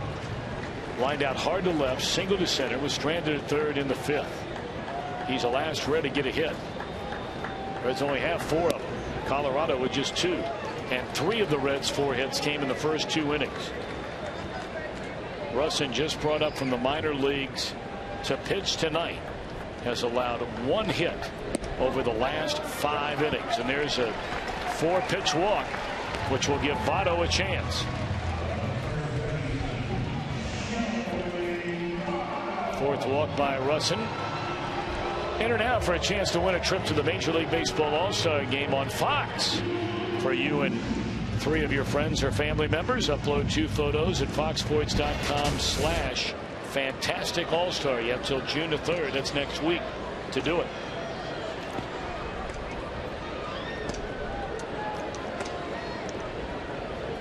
Joey 0 for 2 with a walk.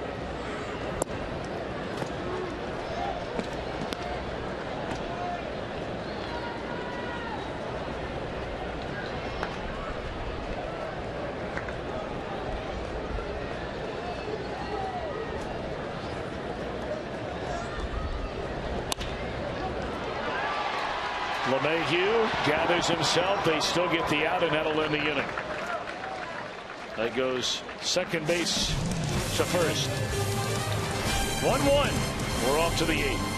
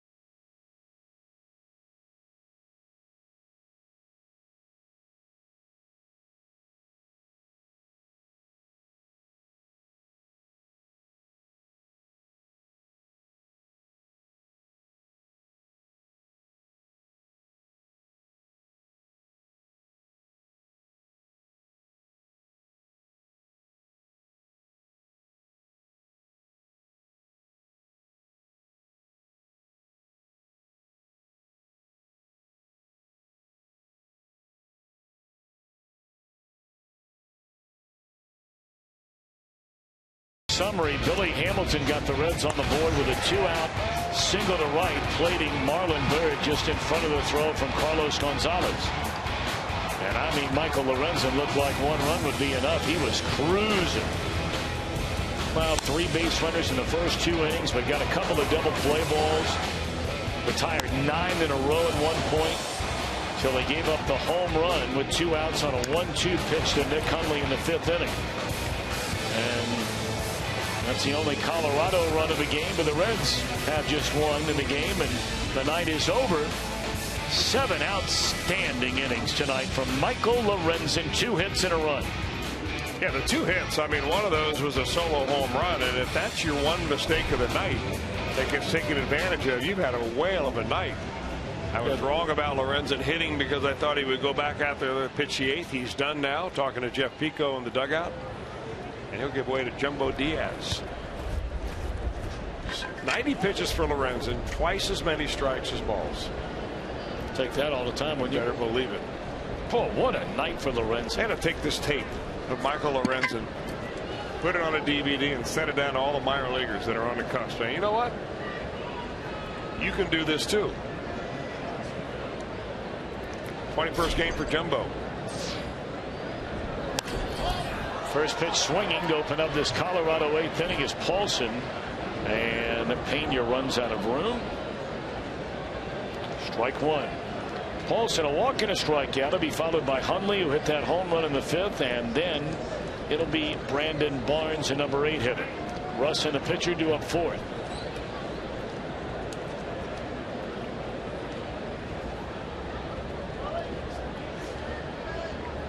I mean, the Rockies must feel like they have hit the lottery coming in here to Cincinnati. And what I mean by that is their bullpen had thrown more innings than any team in the league by far. Now, obviously, you're playing half of your games at mile-high altitude, and we know all that goes into that from an offensive standpoint, from a pitching standpoint.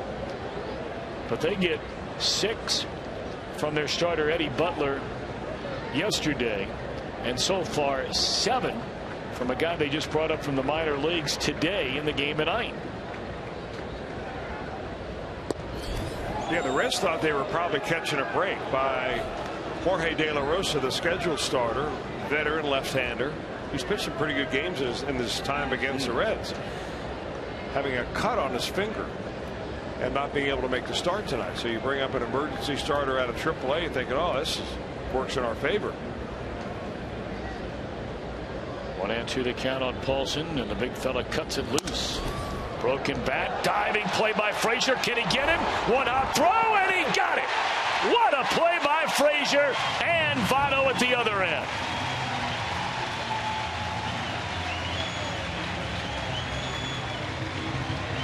Not only a great play, that's a big play. 1-1 here in the 8th. Oh, you're not kidding about that. Slice down the left field line, and there's Frazier. You got to get up quick. And you know he's got the arm. Good pick by Votto and stretch. Look how that ball skips off the wet grass. Not an easy pick at all by Votto.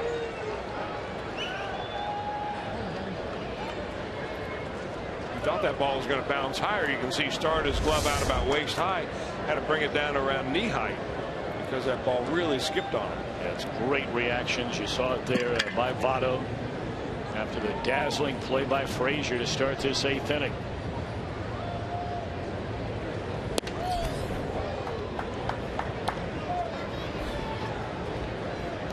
Hundley bounced into a double play in the 2nd inning, more than made up for that with the home run on a 1-2 pitch to the 2nd deck in the 5th. That tied the game at 1, and that's where we are in the 8th.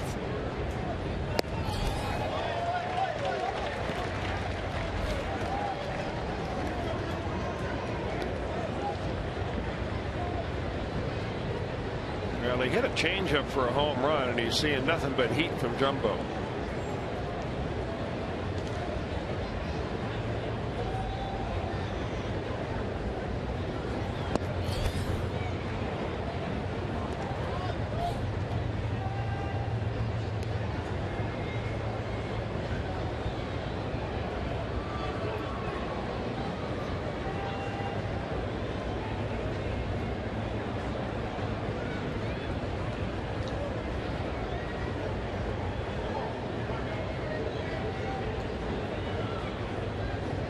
Two balls and a strike on Nick Hundley.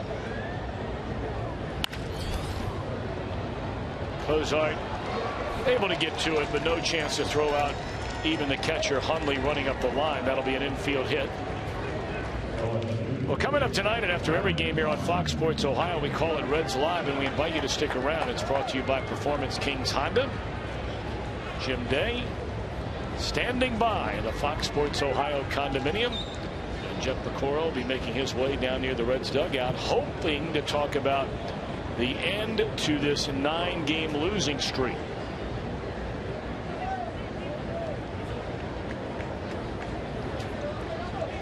Now Brandon Barnes, pitcher spot next.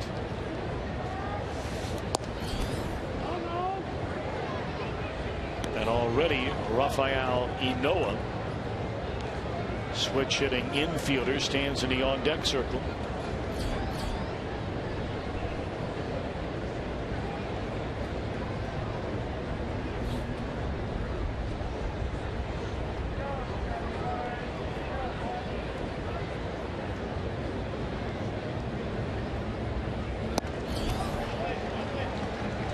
1-1 on Barnes.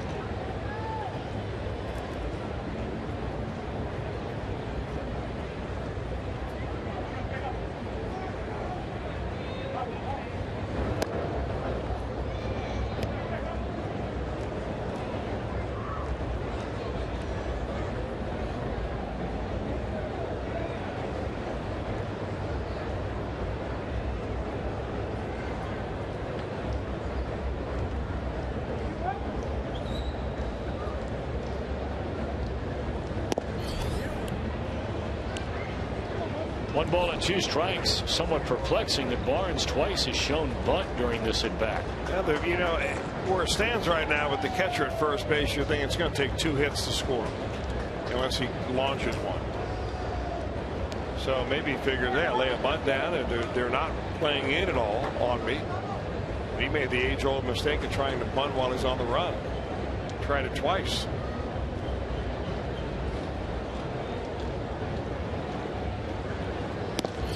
Just blew him away with 97 heat.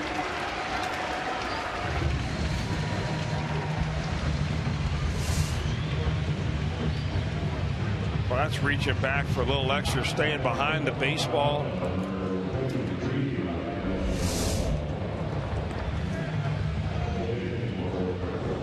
I guess it's just, you see an at bat like that, Chris, and granted, we don't see the Rockies play all the time. And, here Barnes is just brought up from the minor leagues and trying to make his way.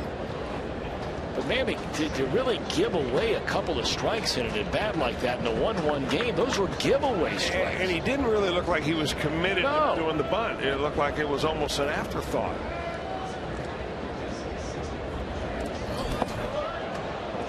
Now the runner will move into scoring position on the wild pitch by Diaz.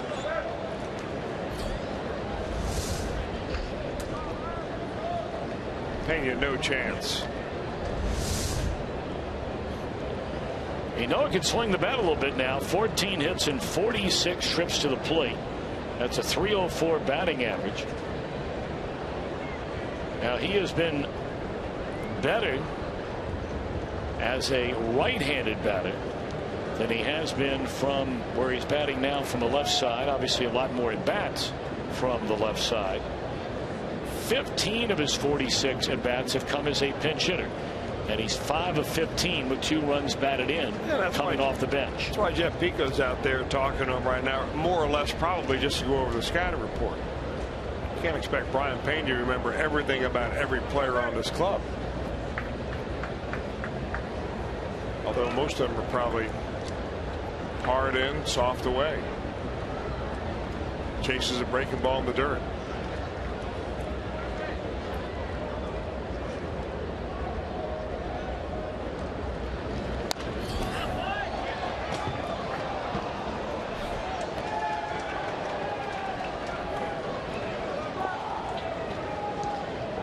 Billy Hamilton doesn't believe in Noah is going to be able to hit the ball over his head. He's tucked himself in pretty tight here in center field. Of course, he's got the ability to go back better than any of the Reds outfielders.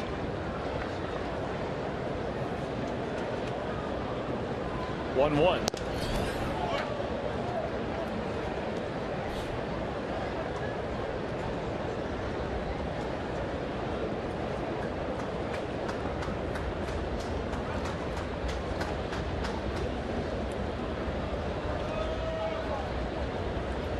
2-1.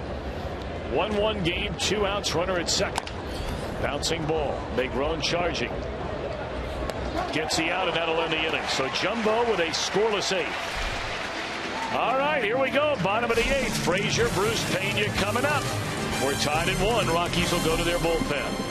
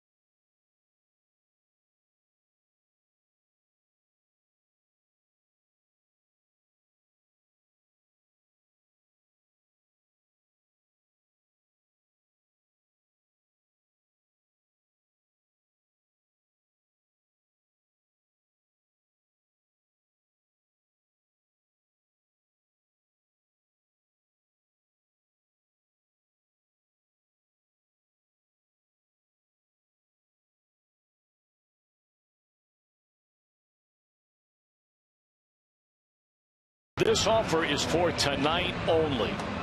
So listen up. For $10 to any game this weekend with the Washington Nationals in town, you can get a view level ticket for $10, but you have to go to Reds.com/FS-Ohio. They'll ask for a code. It's FS Ohio. That's a code as well. And you'll get a $10 view level ticket to see the Reds and the Nationals any of the 3 games, Friday, Saturday, Sunday. But you have to do it tonight during our game. What a great offer that is. All right. 7 strong innings by Lorenzen, a scoreless 8th for Jumbo. 7 strong innings by Russin, brought up from the minor leagues. University of Kentucky Wildcat. And now taking over behind him is right-hander Brooks Brown. Now, a young man from Statesboro, Georgia, now 29 years old. Brown, originally drafted by the Braves, didn't sign, ended up going to play for the University of Georgia Bulldogs, and drafted by the Diamondbacks, first round 2006. Eventually got released, went to the Tigers, then to the Pirates, and a couple of years ago signed a minor league deal with the Rockies, and he made some big league time last year.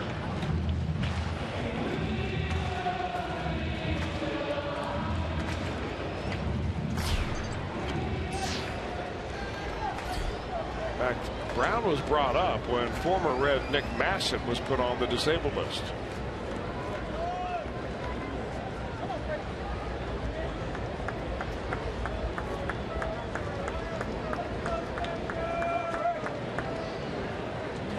All right, Frazier to start it off, and he looks at ball 1 way outside, and footing perhaps a bit of a problem, as we had not a ton of rain, but a decent amount here over the last couple of innings.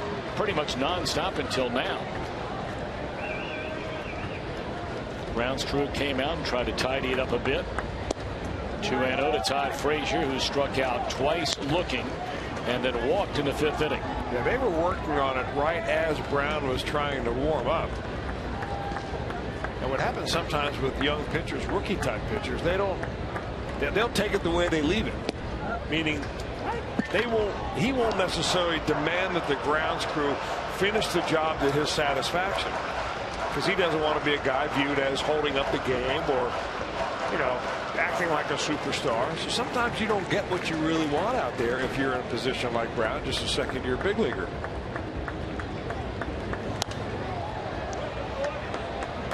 Fouled away by Frazier. 2 balls and 2 strikes. Now they have a left-handed Boone Logan, who's been around seemingly forever, getting ready in the bullpen. You have a left-handed batter, Jay Bruce, next. And the switch hitting, Brian Pena. Teams generally like to face Pena batting from the right side. So this may be it for Brown, the one batter to start this inning. Very close, 3-2. That's a pitch that Frazier a couple of years ago would chase about 100% of the time. Little by little getting better and better. You mentioned earlier, Tom, about how he's walking a lot more, and that's why.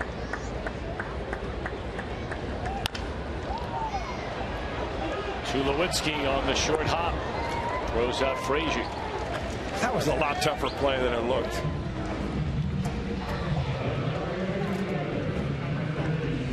I mean, I think he thought for a second he might get there on the big hop, and when he realized he didn't, he had the short hop, and what big leaguers make that play. They will leave in Brown to face a left-handed batting Bruce. Jay, 1 of 3, doubled in the first, lined out to first in the 3rd, struck out in the 5th. Pretty good changeup.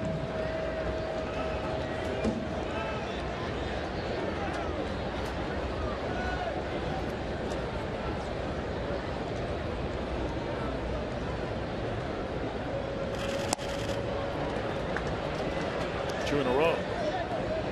Had him way out in front.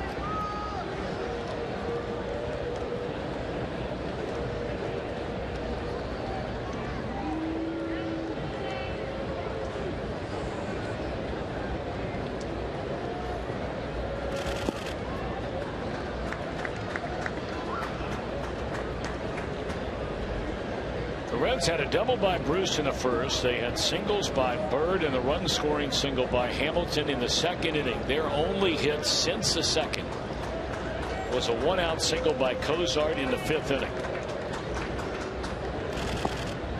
2-2 to Jay Bruce. Votto 0 for 3 tonight. Frazier 0 for 3 tonight. Pena hitless. Negron hitless. Hamilton knocked in the Reds' only run without 2-out single in the second inning. 2-2 to Jay Bruce. He likes that changeup.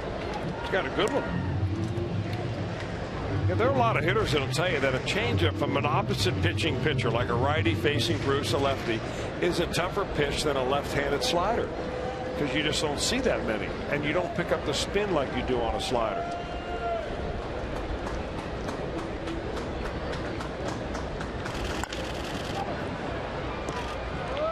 High one hopper at Paulson, easy for him. 2 up, 2 down for Brown here in the 8th inning, and here comes Pena. You know, in my opinion, Tom, like one guy who's really been impressive, and you've talked about the pitching performances of the starters the Rockies have had here in this series, is the guy behind the plate, Nick Hundley.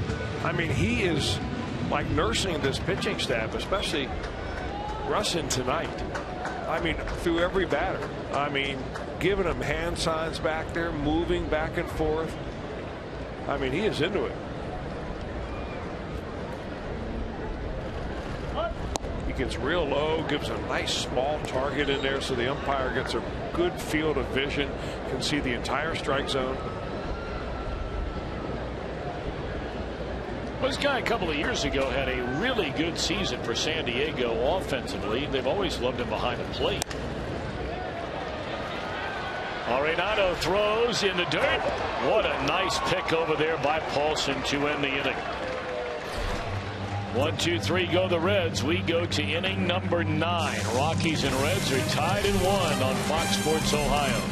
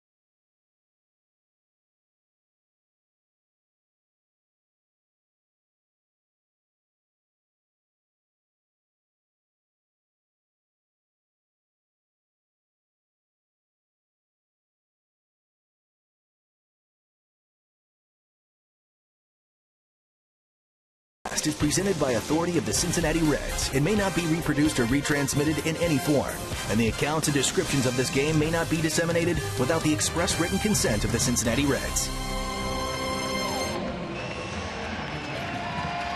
This Saturday, Reds and the Nationals, part of Super Saturdays. The first 25,000 fans in attendance receive that Billy Hamilton bobblehead presented by Cincinnati Bell. For tickets, call 513-381-REDS or visit Reds.com/tickets. And again, make note, please, of that 4-10 start. Well, when you've lost 9 in a row, your closer is not getting a chance to come in and save situations. Seemingly coming in these situations. That's been the story for Aroldis Chapman. He was handed his 3rd loss of the year here yesterday. And he's going to face the guy that started it all yesterday for the the Rockies when he pitched the 9th inning. Charlie Blackmon worked a walk and eventually came around after a base hit and a sacrifice fly to score the go-ahead run. And right out of the gate, 100 miles per hour. Yeah, a little different than yesterday. Chapman yesterday, and Blackmon made a comment in the paper today about him. He said he watched him warm up. He said he wasn't throwing very hard, so he wondered if he was going to be around the zone when he tried to turn it on. Didn't have to wait long today. And he's true, because the first, I don't know, 6 or 8 pitches were 96. We made comment about that yesterday. That's what we used to see out of Chapman.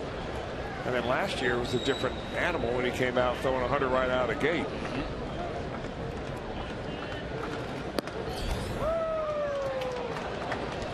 101, but out of the strike zone. Top of the order here for Colorado. That's got to be hard to lay off of, though. Well, as Chris mentioned, these front 2 were the guys that started it yesterday. Blackmon drew the walk. LeMahieu, who waits on deck, singled, sending Blackmon on to third. And then Arenado, who was batting in the 3-hole yesterday,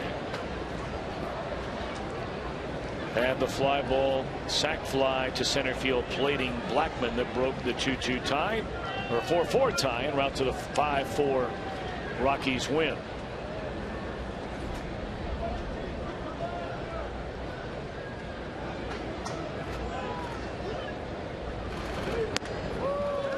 Three and 2.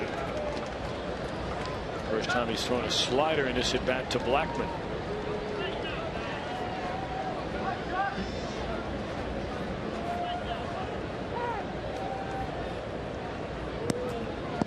Nationals and the Cubbies in another tight one tonight. 2-2 that game in the bottom of the 8th at Wrigley Field. Scoring runs early and often are the Diamondbacks and the Cardinals. 5-4 St. Louis in the 4th. That's one thing Arizona can do. They can score. Swinging a foul ball out of play. Flipping through some of those numbers earlier today, was quite surprised that the Diamondbacks have scored the 2nd most runs among all teams in the National League, only behind the Washington Nationals. And that little man is a happy little man. Yes, sir.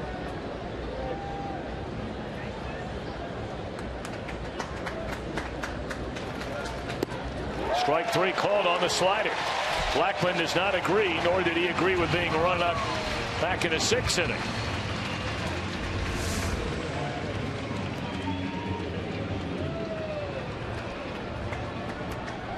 He hung in there pretty well. Nice job of holding it right there by Brian Payne without moving the glove too much.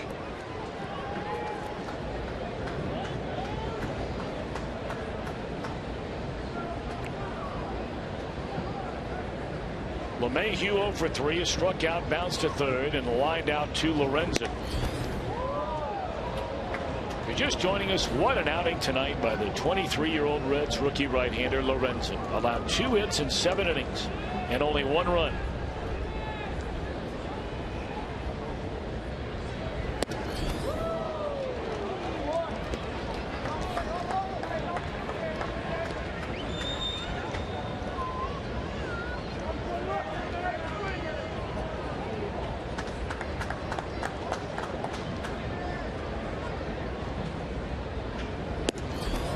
Two and 1.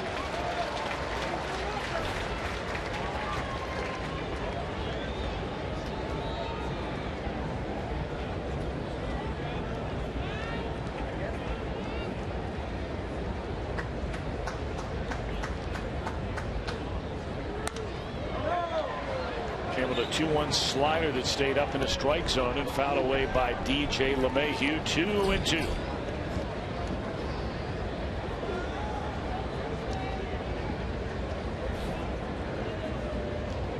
Carlos Gonzalez next, the left-handed batter. 1-1. We're in the top of the 9th inning in the break-even pitch. We'll do it again.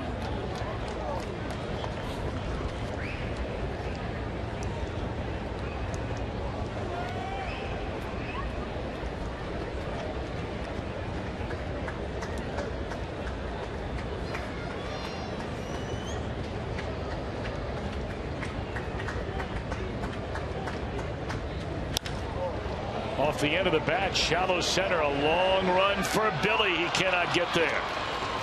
Not much you can do about that. That's just bad luck for Chapman and the Reds, and good luck for LeMahieu. Well, he had pretty good luck yesterday in that little jam shot that he hit over the second baseman's head that went and advanced the runner into third to set up the sacrifice fly to score the run. So you can swing a hot bat, you can swing a lucky bat. And at the end of the year, they usually don't make a difference. Yeah, and in 2 days, you're 2 for 2 off Aroldis Chapman. That's living right for DJ. As they burn the tape. That's right.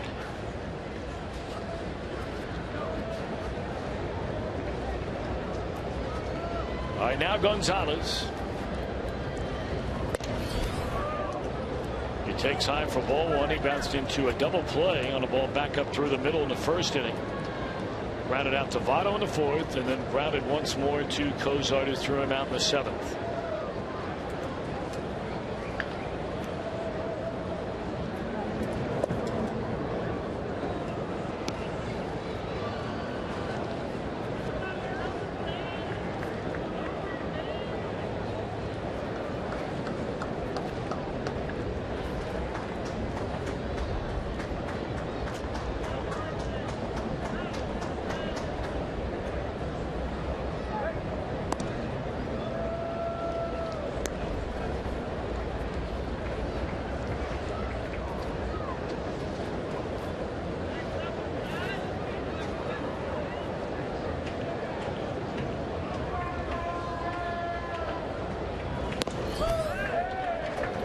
To Carlos Gonzalez. You know, when Chapman has missed with that fastball, every one of them has been up and out of the zone.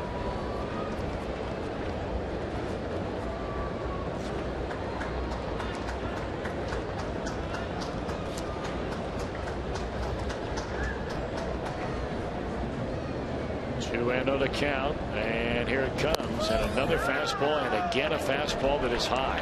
Just a little bit quick coming out of that power level, or that balance point. You can see that Chapman is working up quite a lather out there on the mound right now. There's a little bit of mugginess to the air tonight, no doubt about that, after some of the rain we've had, but it is not a particularly warm evening.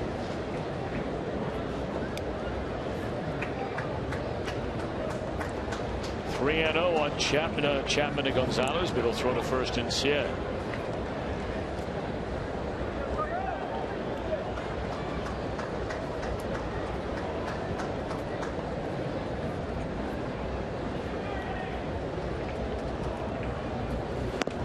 A 4-pitch walk on 4 high fastballs.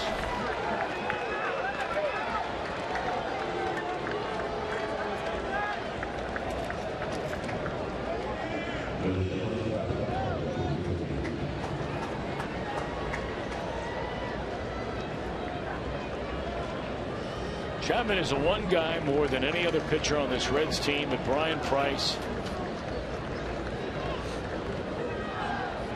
can count on. And he's also the one pitcher on this team that when he needs to go to the mound or feels like he should go to the mound as pitching coach, it will be to Chapman. Odd, Tom, if you look back to August 17th of last year, that was a game against the Rockies in Colorado. And Chapman came in and walked 4 consecutive batters without getting it out.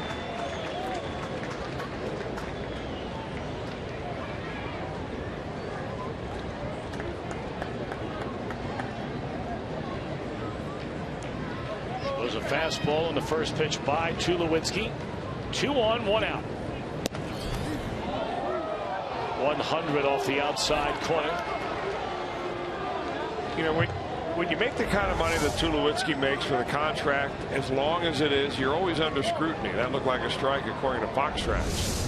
And one of the things that they've written about and really scrutinized Tulowitzki, he's chasing pitches high in the zone and out of the zone at a rate that he's never chased them before. And that's one reason why his batting average is off. His swing and misses are way up. His walks are down.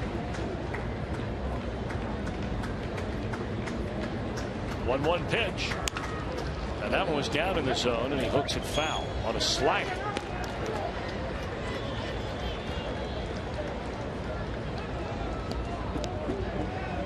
Each team with a run, each team with 4 hits. Reds have stranded 7. The Rockies have left 2. And we're in the top of the 9th inning.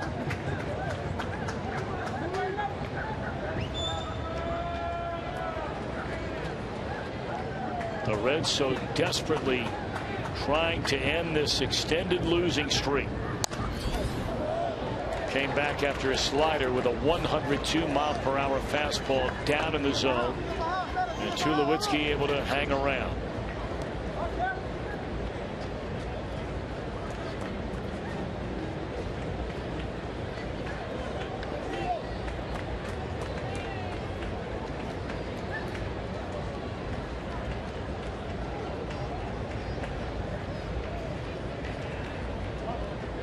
Chapman okays a sign with Pena.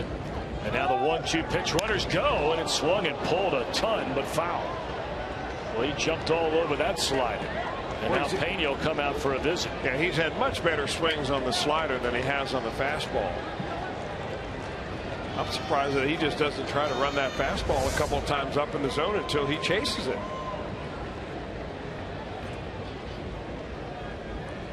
Or you look back again on that game last year when Chapman walked 4 in a row. That was the first game of a doubleheader. And the Reds went on after that game and including that game to lose 7 in a row. The second 7-game losing streak they'd have in the second half last year. The other one came to begin the second half when they got swept at Yankee Stadium.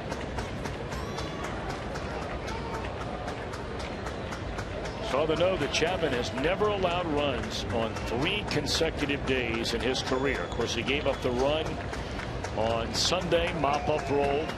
Gave up the run where he suffered the loss in the 1-run decision, one coming in the 9th inning yesterday. And now 2 on and 1 out, and another meeting on the mound. Well, you know, I think that Brian Pena is going to be adamant about, hey, you throw what I want up here. And Chapman keeps shaking him off and shaking him off, and I can't really tell. With the runner at second base, they're disguising their signs, but I'm not sure if he's shaking him off to get to a fastball or shaking him off to get to a slider. Or maybe he wants to go with a changeup.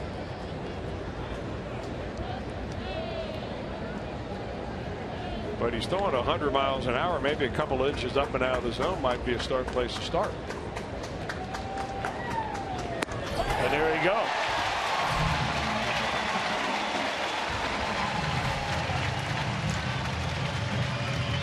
Even a couple of feet out of the zone will work.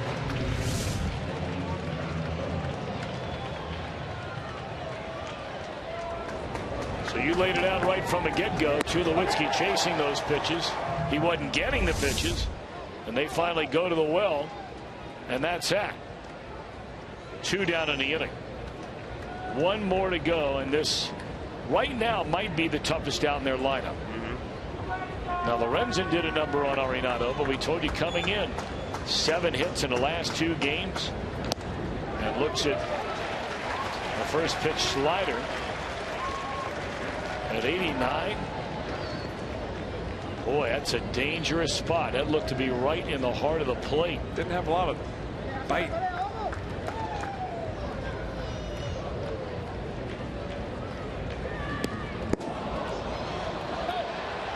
And there's another off-speed pitch. That was a cross up there, I think, unless it was just a slider that was so high. Look, maybe it wasn't a cross up, and maybe it was the fact that Brian Pena goes up for this. Then look, if they expects it to break, no. Yep, he thought that ball was going to break. He actually missed it by getting underneath it. I got the feeling he's doing a little babysitting out there tonight. Well, right now it's time for the big boy crowd. This is adults only in a 1-1 game in the 9th inning, and 2 outs, runners at second and third. And that's 101, and Arenado's behind in the count, 1-2.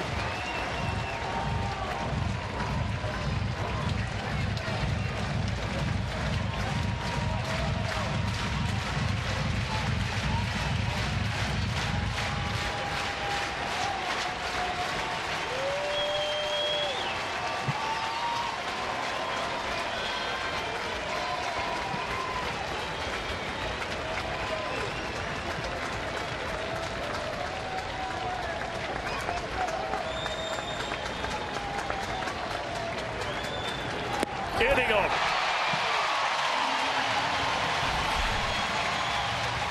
Chapman comes with the heat to blow away Tulowitzki and then Arenado.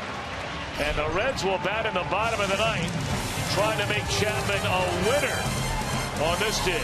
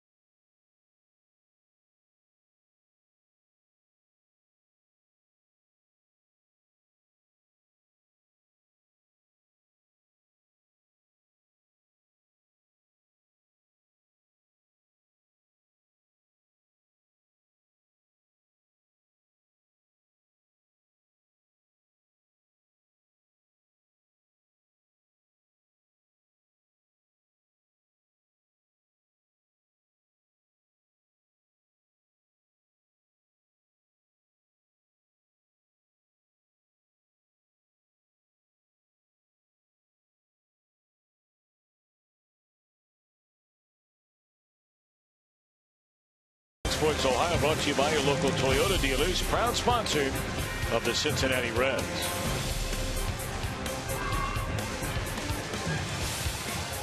Lit up brightly along the banks of the Ohio Great American Ballpark, the home of Major League Baseball's All-Star Game, July the 14th. 1-1 on this May the 26th as the Reds will bat in the last of the ninth inning. And they're going to run Brown back out there, and why not? I mean, he made it look easy in a 1-2-3/8 inning.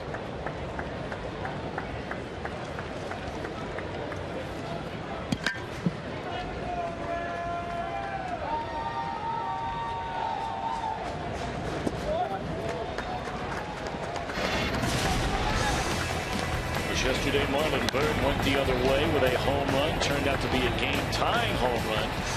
That coming in the Reds' sixth inning before the Rockies would defeat Chapman in the ninth.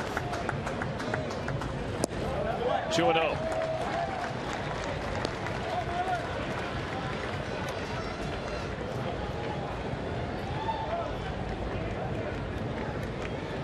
Negron to follow. You do have an option of batting Skip Schumacher as a left-handed batting middle infielder for Negron. On 2-0, Bird looking dead red and didn't get it. Pulled the string on him again. Boy, is that a good changeup.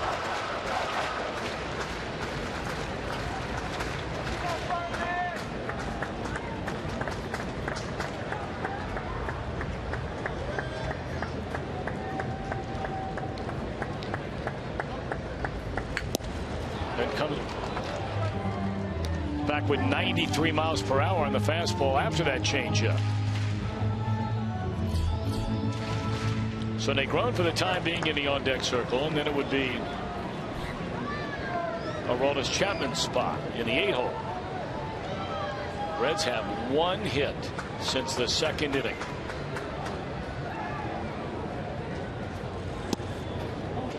Very close 2-2. Very close. Wow.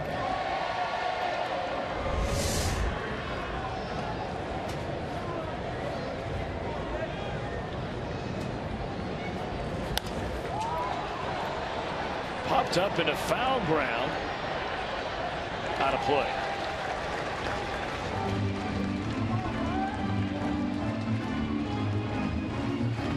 got thinking about that story you told about Bernie Tebbetts earlier in the game, about him calling balls and strikes to help out the umpire that was woozy and dizzy behind the plate. I'm wondering on that pitch before to Marlon Byrd, wonder what Birdie would have done on that. Yeah.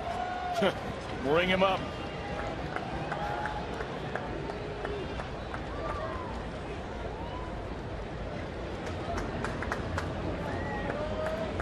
Once more the payoff to Marlon Byrd. Leadoff walk.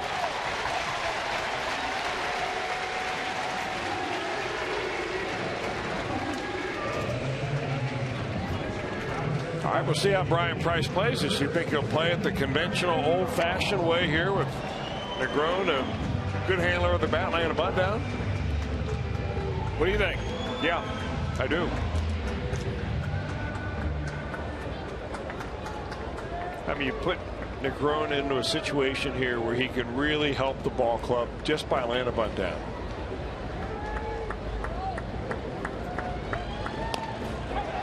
But she does to perfection. Well done by Negron. Byrd in scoring position carries the winning run. So Negron able to handle that bunt perfectly.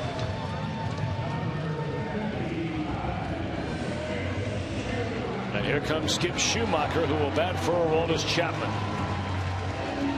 Schumacher got a couple of starts over the weekend. Very good pinch hitting numbers this year for Schumacher. He had doubles in consecutive pinch hitting appearances going into that Cleveland series. They're going to walk him here? Nope. Pitch to him.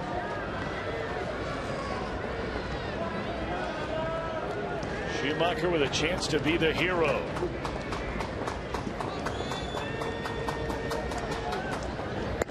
Ball one.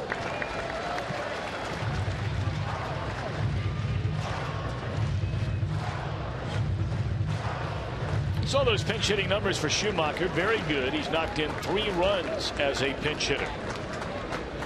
And his 4th right here would be a game winner. 1-1.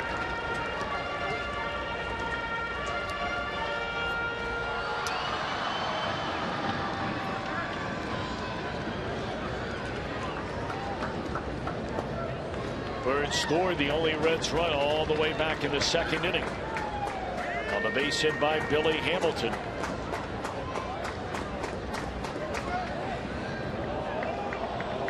He has Tulowitzki playing behind him in the shift, but he's a good 15 feet behind him. And Tulowitzki has made no step toward that second base bag. 1-1 delivery now to Schumacher. Base hit, fair ball. Rounding third is Byrd. Reds win. Reds win. The losing streak is over.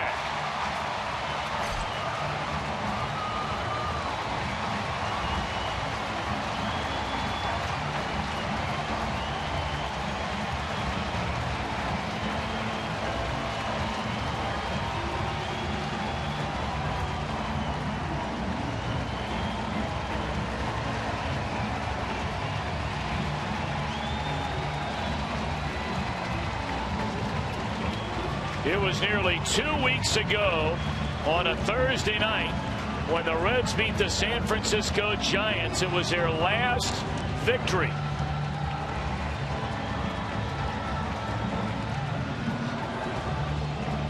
That was on the 14th of this month. And here 12 days later, just fair.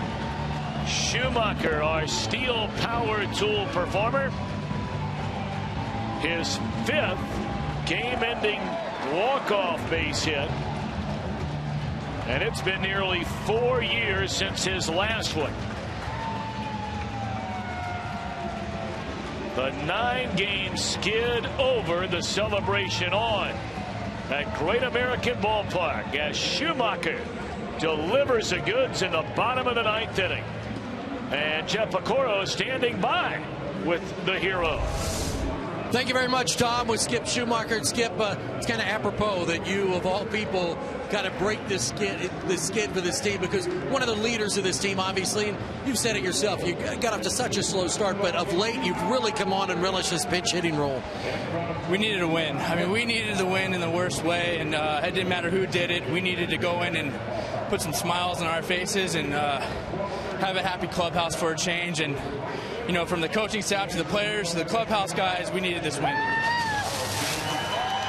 I'll tell you what, that never gets old. That never gets old.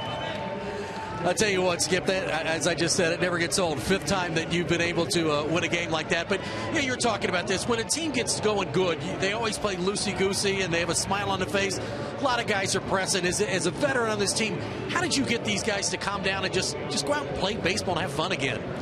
Well, it wasn't me, but it started with Lorenzen. We needed a good start out of our pitching and pitching staff, and Lorenzen's just been so good for us. Every start, he's given us a chance to win, and for such a young kid to do that for us, he was our stopper, and we needed a stopper today, and he gave our offense a chance to win, and I think gave up 3 hits, 7 innings. I mean, he's the real deal. He's something special, and I'm glad he's on our team, and I'm just glad we're winning.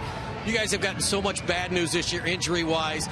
Now knowing that Johnny's going to be back soon and stuff, you get the victory. You just try to build on little victories like this, right?